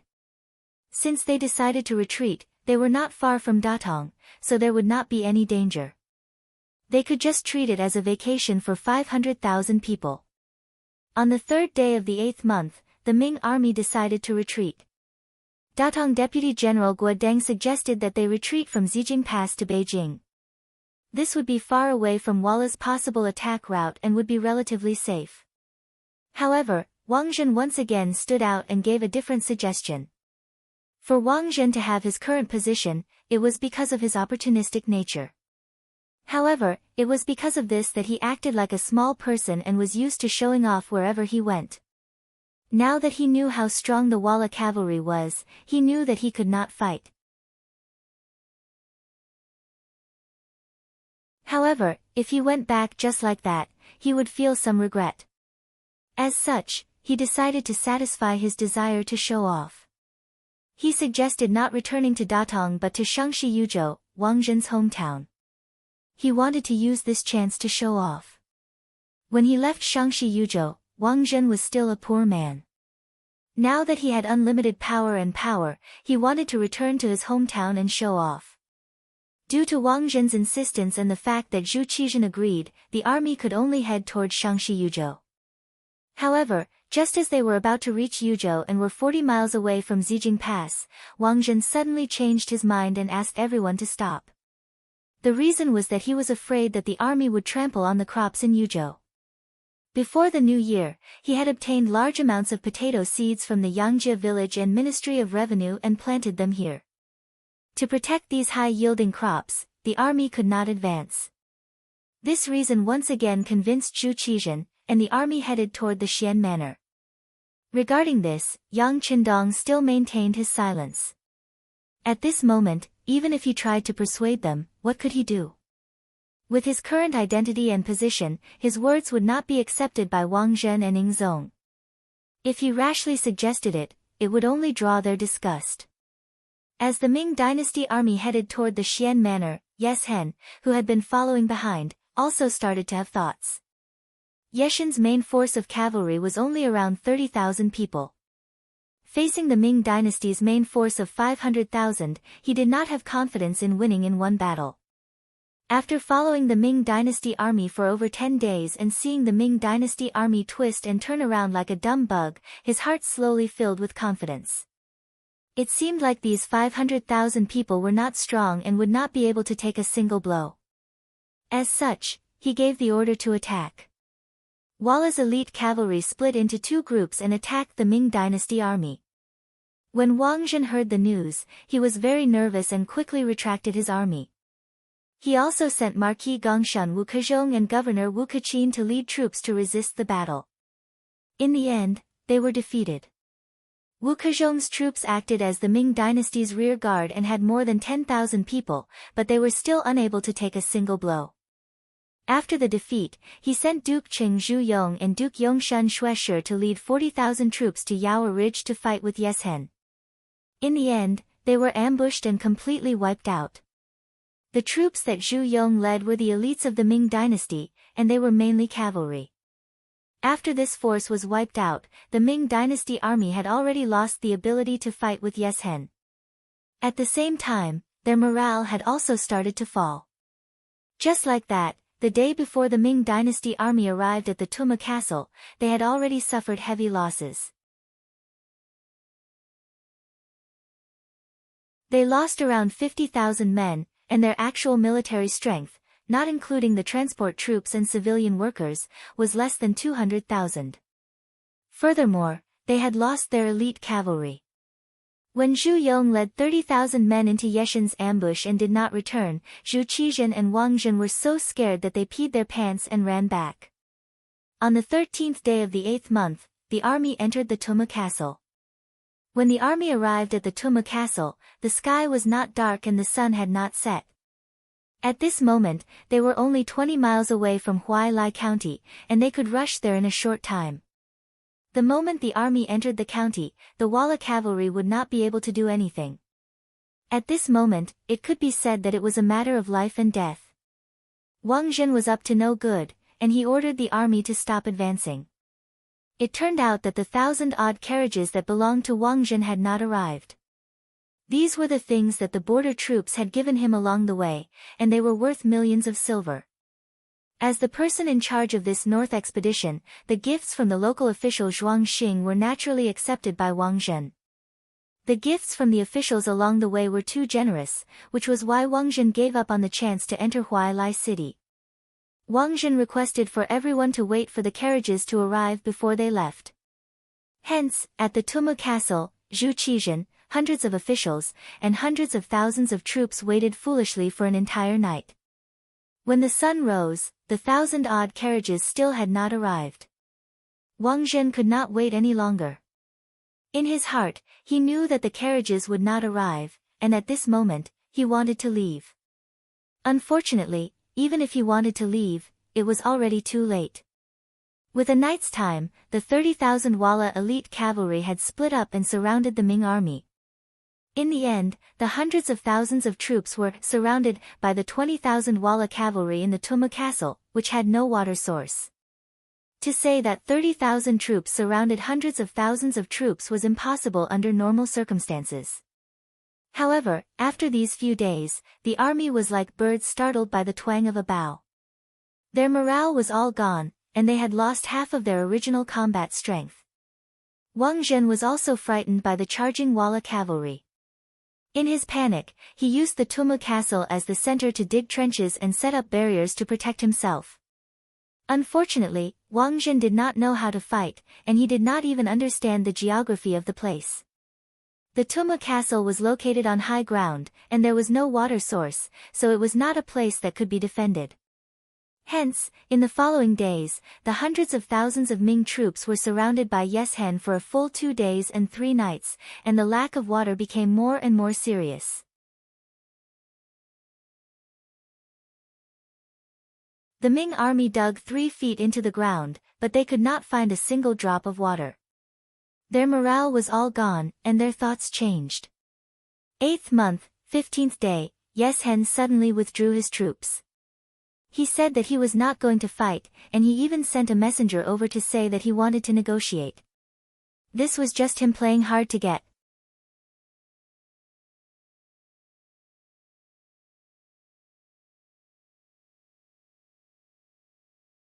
Chapter 136.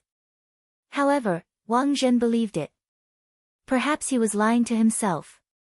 When he saw that Yeshen had retreated first, he immediately gave the order to go out and find a water source.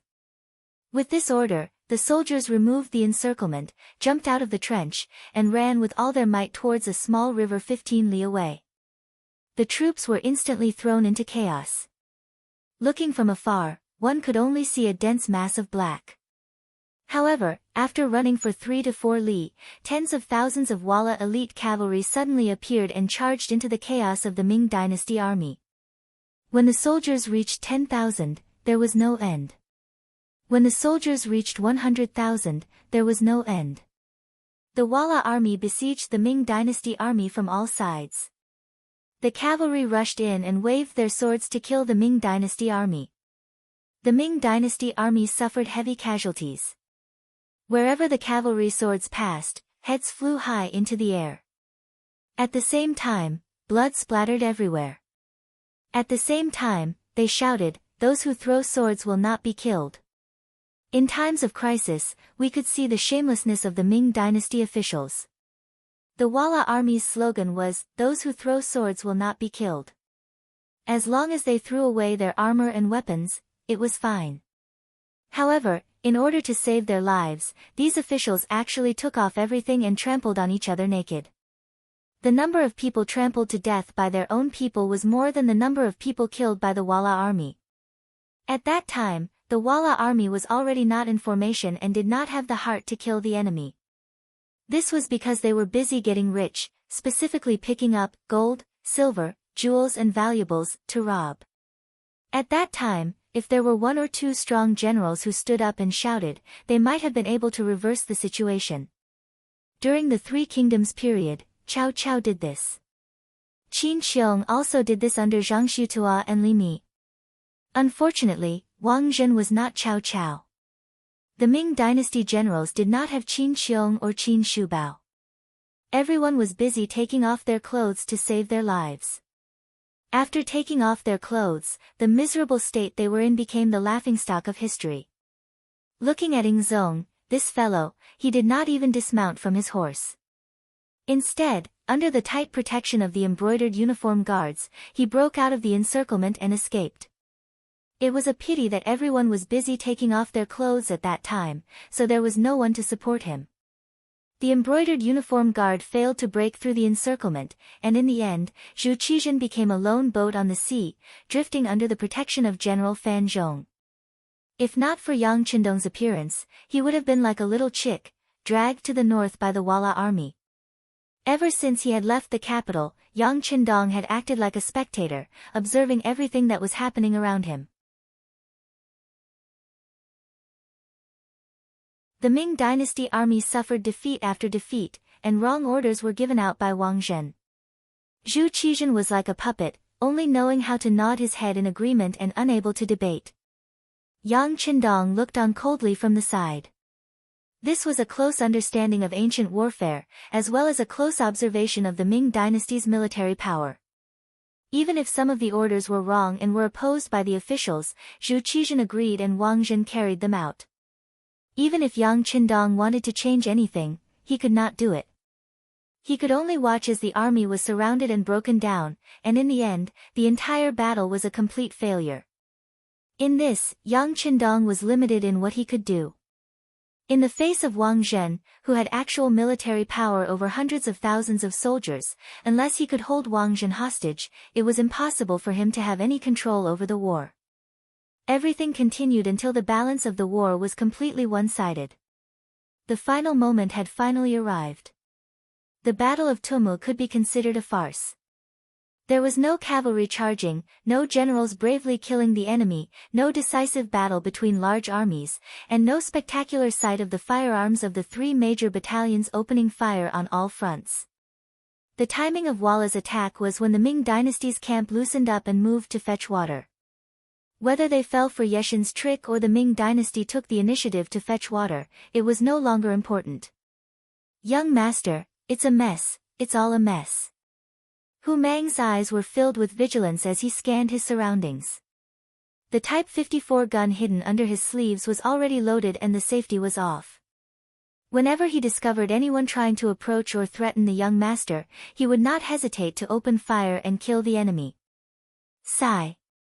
A sigh came from Yang Qindong's mouth. This sigh was for the hundreds of thousands of soldiers of the Ming dynasty. This sigh was for the decline of the Ming dynasty. This sigh was also for the sake of ending the chaos in front of him. Pass down the order, follow the first set of plans.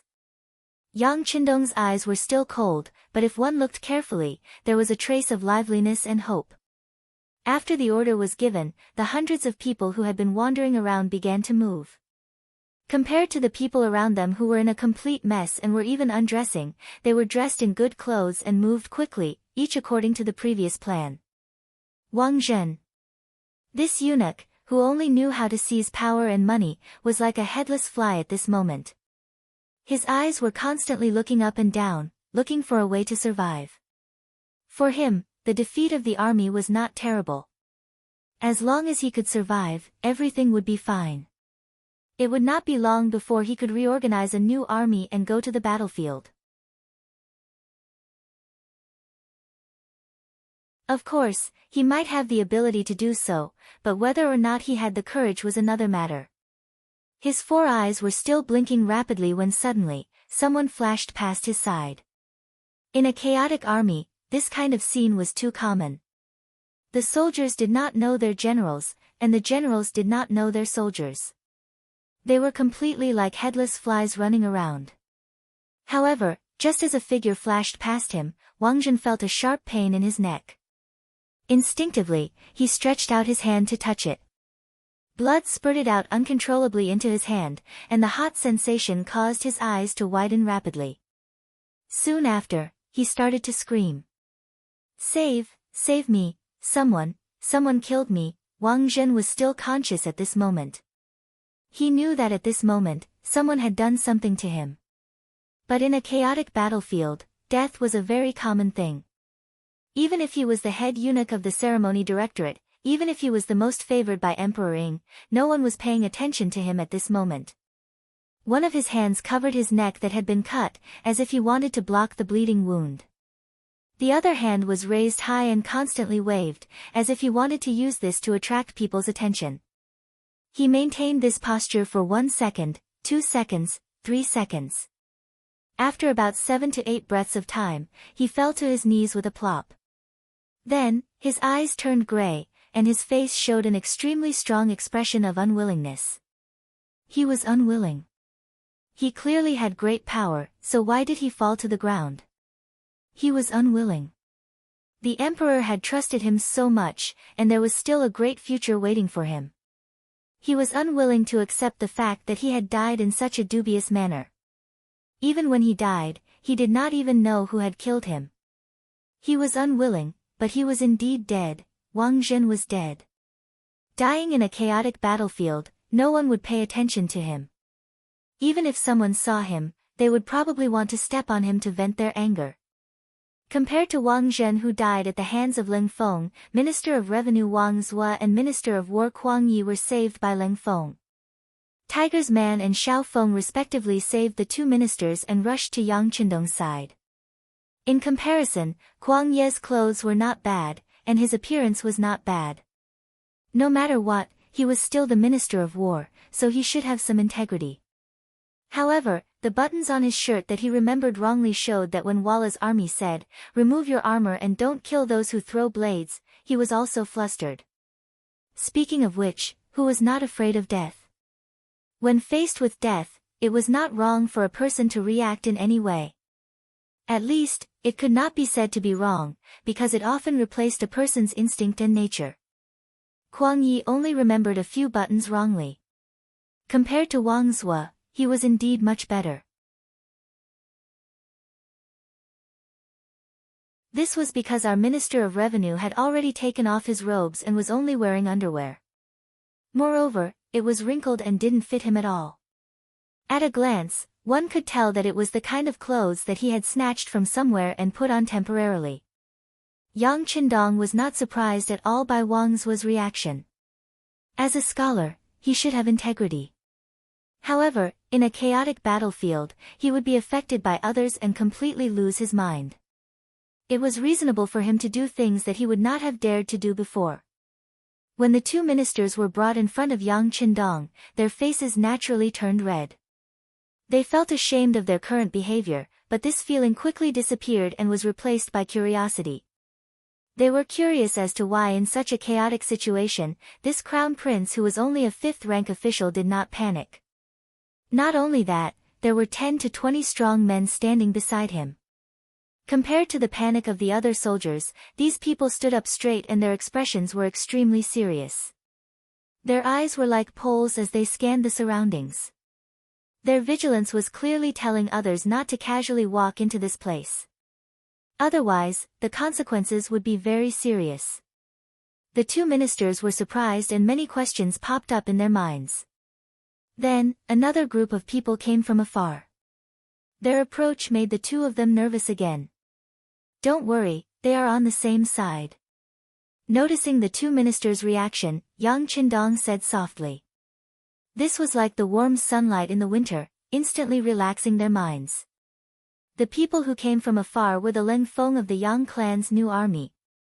Under their protection, the Right Assistant Minister Ding Xian of the Ministry of Justice, the Right Assistant Minister Wang Yonghe of the Ministry of Works, the Left Assistant Minister Yang Shan of the Ministry of Rights, the Right Assistant Minister Deng Li of the Imperial Censorate, the Assistant Minister Huang Yangzheng of the Taichung Temple, the Assistant Minister Lu Rong of the Taichung Temple, and the Assistant Minister Ling Zhu of the Shangbao Temple were brought in front of Yang Qindong. Seeing the 7 people walking over, Yang Qindong's gaze carried a trace of doubt as he asked the Leng Feng, "Just these?" "It's just that some of them are still in good condition. The others have trampled on each other to death. Some of them have already been stripped clean, and it's hard to tell who is who." The platoon leader of the Leng Feng platoon stood at attention and said,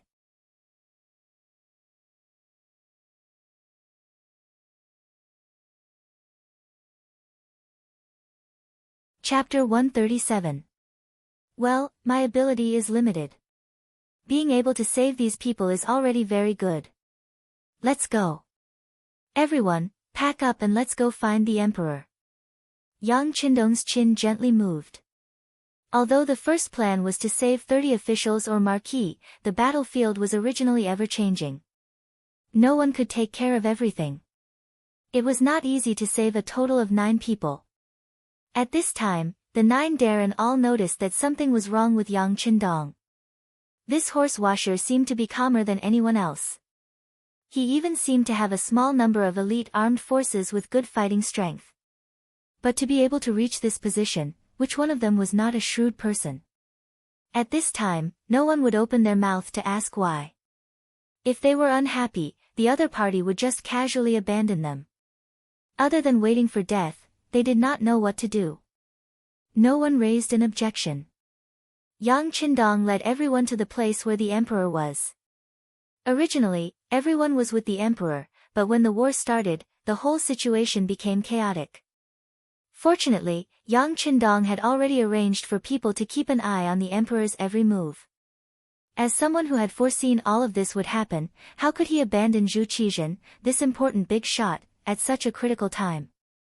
Compared to the chaos on the battlefield, where people were stripping off their armor and running away without resisting, the place where Zhu Qizhen was standing was very tragic.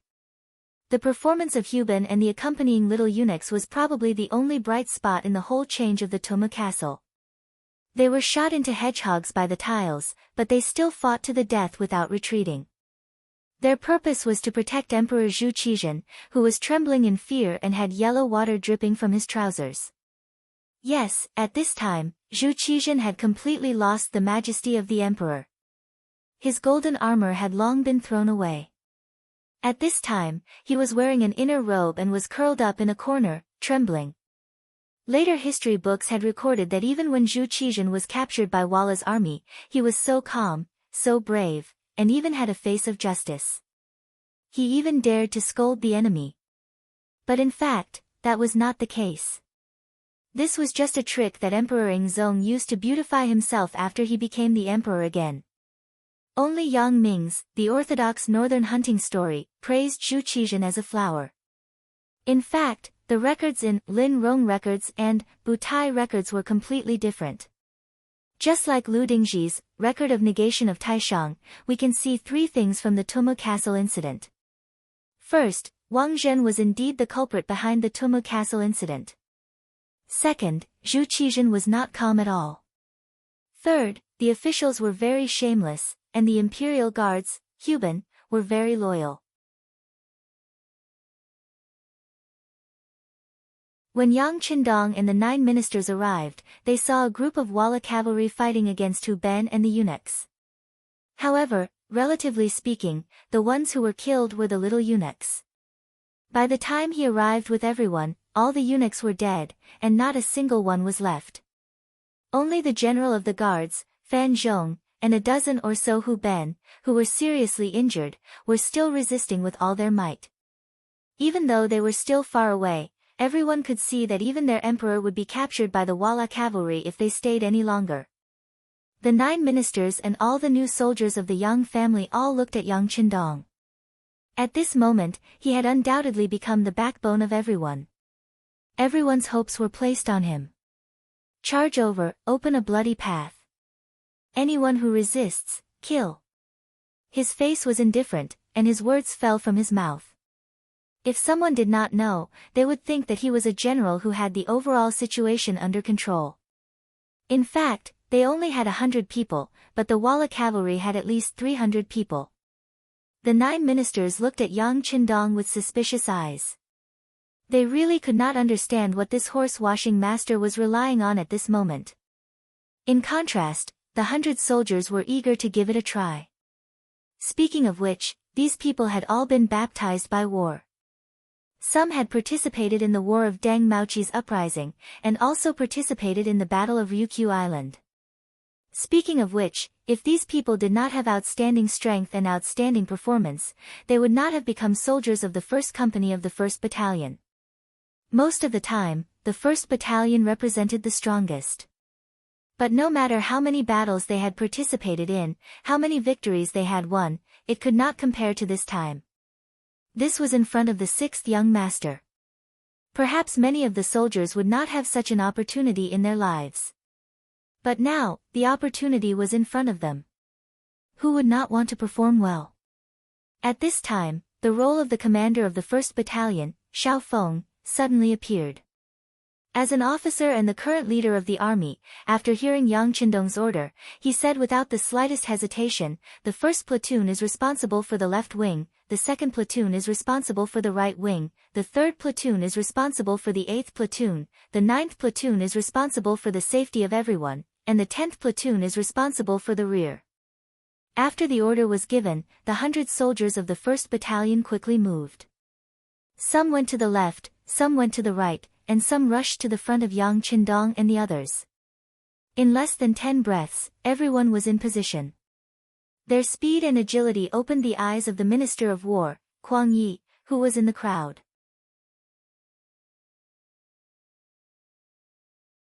He had lived for decades, and most of the time, he was in communication with the branch. He could not be more clear about the execution and mobility of the great Ming dynasty's army. It was precisely because of this that he could see the horror of this army that jumped out of nowhere. Not to mention other things, just their mobility alone was inferior to the great Ming dynasty's army that he had seen. Even the elite army when Emperor Qing was still alive would not have such a performance. They were able to be orderly in times of danger without the slightest trace of disorder. While the ministers were dazzled, the 1st Battalion of the 1st Battalion completed the distribution of the battle formation. Then, after Xiao Feng said the word, advance, the army began to attack forward. Step by step, they were very steady. The eyes of the 100 soldiers also lit up, and they were full of courage. Before everyone could see what was going on, a black firearm that no one had seen before appeared in the hands of the soldiers of the 1st Battalion of the 1st Battalion. As soon as the firearm was taken out, these people seemed to have become one with it, giving people the feeling that this thing originally existed. The 100 soldiers moved forward in an orderly pace, narrowing the distance between them and the emperor step by step. The sudden appearance of this army naturally attracted the attention of the Walla cavalry not far away. The general who was in charge of commanding the battle saw that the great Ming dynasty's army was in chaos. Many of them were trampling on each other, many of them were running away, and some of them were surrendering. However, there was still an army that took the initiative to approach them. He was instantly infuriated. Still riding on the strong horse, the general did not put the 100 or so soldiers in front of him in his eyes. It was just a charge that could completely defeat them, so it did not arouse his interest. You, go and kill those reckless people for me. Don't let them live, kill them all. General Walla felt that his dignity had been provoked. He must give these people a heavy blow and let others who still dared to resist see the consequences of disobeying them. Kill. 50 to 60 Vala cavalrymen, dressed in the clothes of the Vala clan, were yelling and shouting as they charged towards Yang Qindong. In the eyes of the cavalry, as they charged, they would soon wipe out all the enemies like a gust of wind sweeping away fallen leaves. Although the 1st Battalion of the 1st Battalion of the 1st Battalion of the Great Ming Dynasty held a black firearm in their hands, they had seen such a battle formation before. The 3 firearm battalions of the Great Ming Dynasty's army, which had a total of 15,000 people, did not pose a threat to them. Didn't they all throw away their weapons and armor when the army charged? Be careful, the Walla cavalry is very brave and fierce.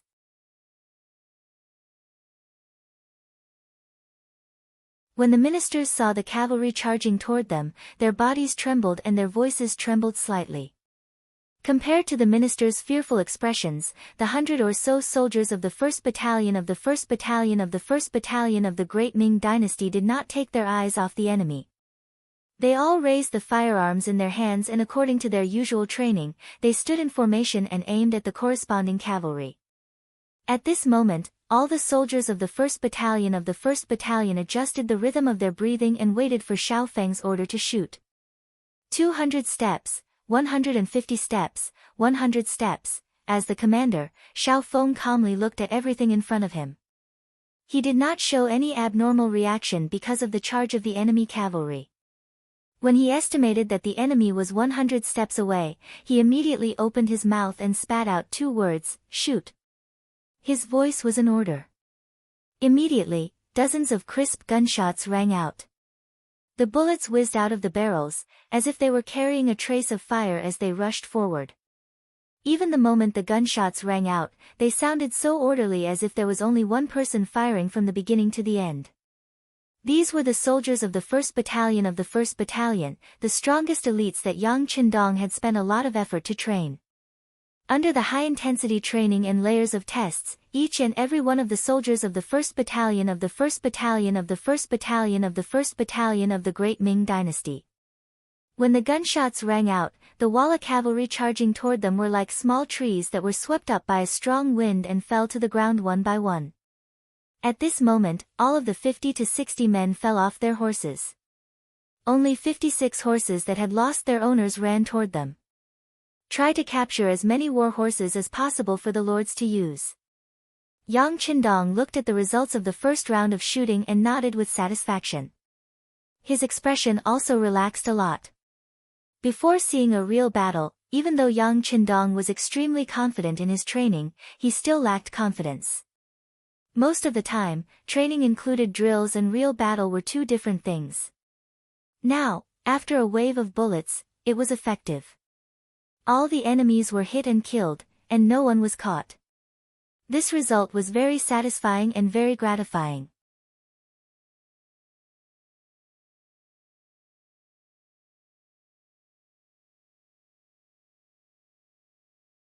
Chapter 138. After the order was given, Ling Feng grabbed the Vala horses one by one and brought them before the 9 ministers. What they received in return was a look of disbelief. Among the ministers, Kuang Ye's eyes were as wide as bells. What kind of firearm is this? How can it shoot so far and so accurately? Can you show it to me? Sorry, I can't.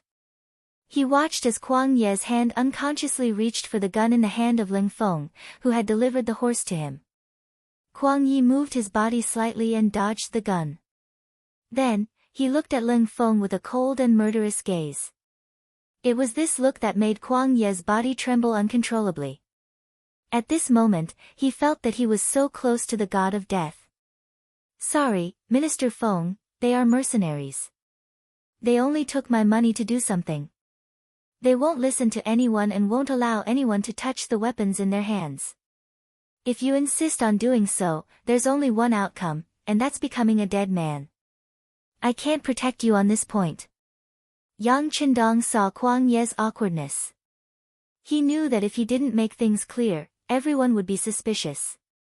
Since that was the case, he might as well make things clear and dispel these people's suspicions. As soon as this was said, the officials who were originally curious withdrew their gazes and looked down, as if they did not care about what was going on outside. If they touched it, they would die. The price of curiosity was too high. It was so high that they couldn't bear it. Even Minister Kuang Yi became a lot more honest at this time and even apologized. This old man was reckless just now, it's my fault. It's fine. The ignorant are innocent. Just don't do it. Yang Qindong smiled and turned to Xiao Feng. Our emperor hasn't been rescued and we haven't achieved our goal. We'll have to trouble you. Since they were collaborators, he had to be careful with his words. Xiao Feng, who was somewhat uncomfortable with Yang Qindong's attitude and tone of discussion, hurriedly said, Okay, since we've taken 6th young master's money, of course we'll do it well. Everyone, listen up. Keep moving forward. A few hundred steps away, General Walla sat on his horse in a daze. Unknowingly, he already had the urge to pee, and it was almost flowing out uncontrollably. 50 to 60 cavalrymen were wiped out in the blink of an eye. Not a single one of them was able to get within 90 paces. They all died. One had to know that all of them had died without a single survivor. This had never happened before in previous battles. No one had even thought that such a situation would occur. But now, the truth had appeared. Again, let's go together and kill all of them. General Walla was angry. He didn't know that the emperor of the Great Ming Dynasty was already close at hand. He only needed 2 or 3 more charges to capture him alive. He was frightened by Yang Qindong's team. He felt that if he didn't deal with these people, it would be like a fishbone stuck in his throat, and he wouldn't feel safe at all. Many of the remaining 200 or so Walla cavalry also saw this scene. At first, they were indeed shocked, but with the general's shout, the heroic spirit in their hearts was stimulated. Each of them stared at the more than 100 people with covetous eyes, and then the cavalry charged.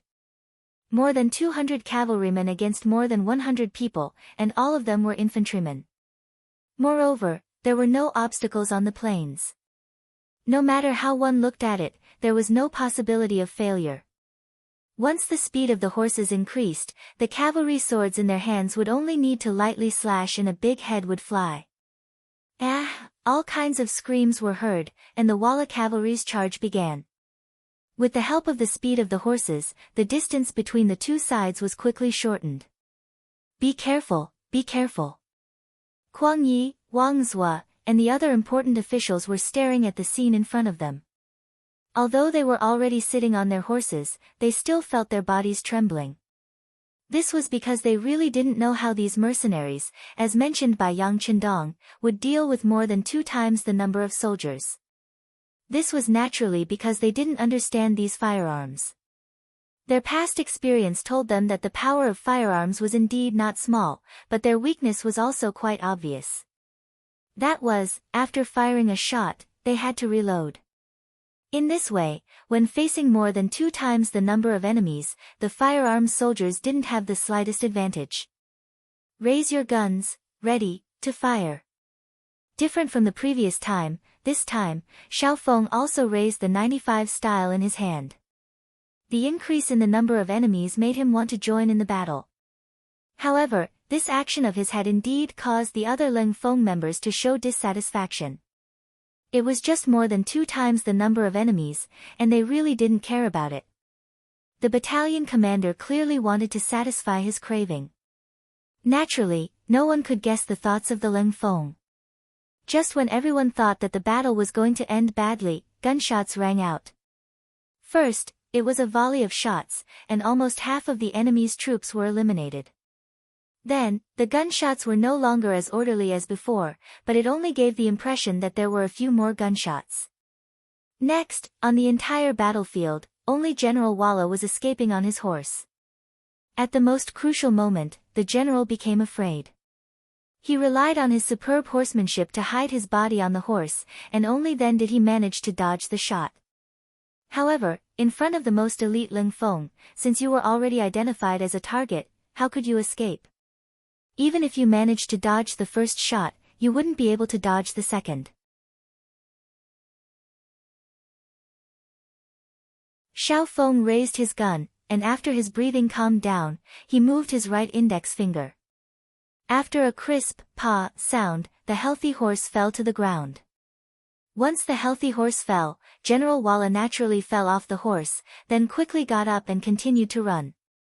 However, after another gunshot, the body that was moving forward suddenly fell to the ground, and there was no more movement from it. The second shot was still fired by Xiao Feng. He wasn't arrogant enough to think that he could kill the target with one shot, so he only shot the horse to prepare himself for the next shot. 2 consecutive shots from the same gun finally killed General Walla, but at the same time, it opened Kuang Ye's eyes. Originally, he could tell that this gun was different from the guns in the Great Ming Dynasty, but he never expected that this gun could fire continuously, and from such a long distance with such accuracy. This scene was tantamount to giving him a solid lesson. Although he was not out of danger yet, at this time, he was already considering whether he could buy such firearms from the army. If that was the case, why would the Great Ming Dynasty be afraid of a strong enemy? Xiao Feng's performance won Yang Qindong's applause. Not bad. Although it was only 2 words, it was enough to make Xiao Feng's face glow. He was even happier than if he had received a military medal. This was the 6th young master's praise. If Leng Song and Gao Xiong knew about it, they would probably be envious. Xiao Feng, who was satisfied, felt even more motivated. He immediately ordered, "Everyone, listen to my orders. Search and move forward. If you find any danger, you don't have to report it. Deal with it yourself." This was equivalent to handing the right to fire to the individual. The 100 Leng Feng members immediately became excited. Their eyes kept searching for the enemy who might not be completely dead yet. Perhaps it was because their previous shooting skills were too accurate, but along the way, they didn't find a single enemy that was not dead. This made the soldiers feel like they were not satisfied. On the contrary, Kuang Yi, Wang Zhua, and the other important officials who followed them all the way breathed a sigh of relief in their hearts. With such a powerful mercenary group accompanying them, their safety should be much more guaranteed. After more than 300 steps, Zhu Qizhen finally took off his armor and appeared in everyone's line of sight in a yellow robe. Compared to his usual high and mighty appearance, at this moment, his eyes were filled with fear. His clothes were disheveled, and there was even a small bruise on his face. The bruise was probably caused by falling to the ground. In short, he was currently in a sorry state. When he saw Yang Qindong and the others, his originally lifeless eyes immediately became filled with a strong desire for life. "Beloved official Yang, we are here. We are here. Check the injuries of the others and protect His Majesty." Yang Qindong also saw Zhu Qizhen. He then ran over to Zhu Qizhen's side, pretending to be terrified. Finally, he could grab Yang Qindong's hand. Zhu Qizhen said with a panicked expression, "Sir, you have misled me. You have misled me." At this moment, Zhu Qizhen still didn't forget to find a scapegoat for this great defeat. From this, it could be seen that no one who could become an emperor was simple. Yes, eunuch Wang messed up the battle and caused a great defeat. He is guilty. However, he did it out of kindness. He just isn't good at leading troops. Yang Qindong knew how Zhu Qizhen felt about Wang Zhen. In history, this person was first captured and then sent back by Walla. He only regained the throne a few years later. However, once he took the throne, he didn't forget to build a colorful clay statue for Wang Zhen. He even built a monument for him. Just from this point alone, it could be seen how much Zhu Qizhen doted on Wang Zhen. He didn't believe that Zhu Qizhen would hate Wang Zhen just because of this great defeat. Furthermore, outsiders knew that he and Wang Zhen were working together. If he said anything overboard now, it would give people the impression that he was burning the bridge after crossing the river. Anyway, he had already been killed by Leng Feng. What did it matter if he said something nice? When Yang Qindong said this, Zhu Qizhen looked at him with admiration. He then said, "Beloved official Yang, you should send someone to see if you can find Sir. Perhaps he is fighting with the enemy somewhere." You're tuning in to the Blissful Bookshelf YouTube channel. We're so grateful for your support, and don't forget to subscribe to join us on this incredible journey through captivating stories. Your generosity through donations truly makes a world of difference, as it's the primary source of revenue that allows me to expand and enhance this channel for you. Thank you from the bottom of my heart for being a part of this adventure.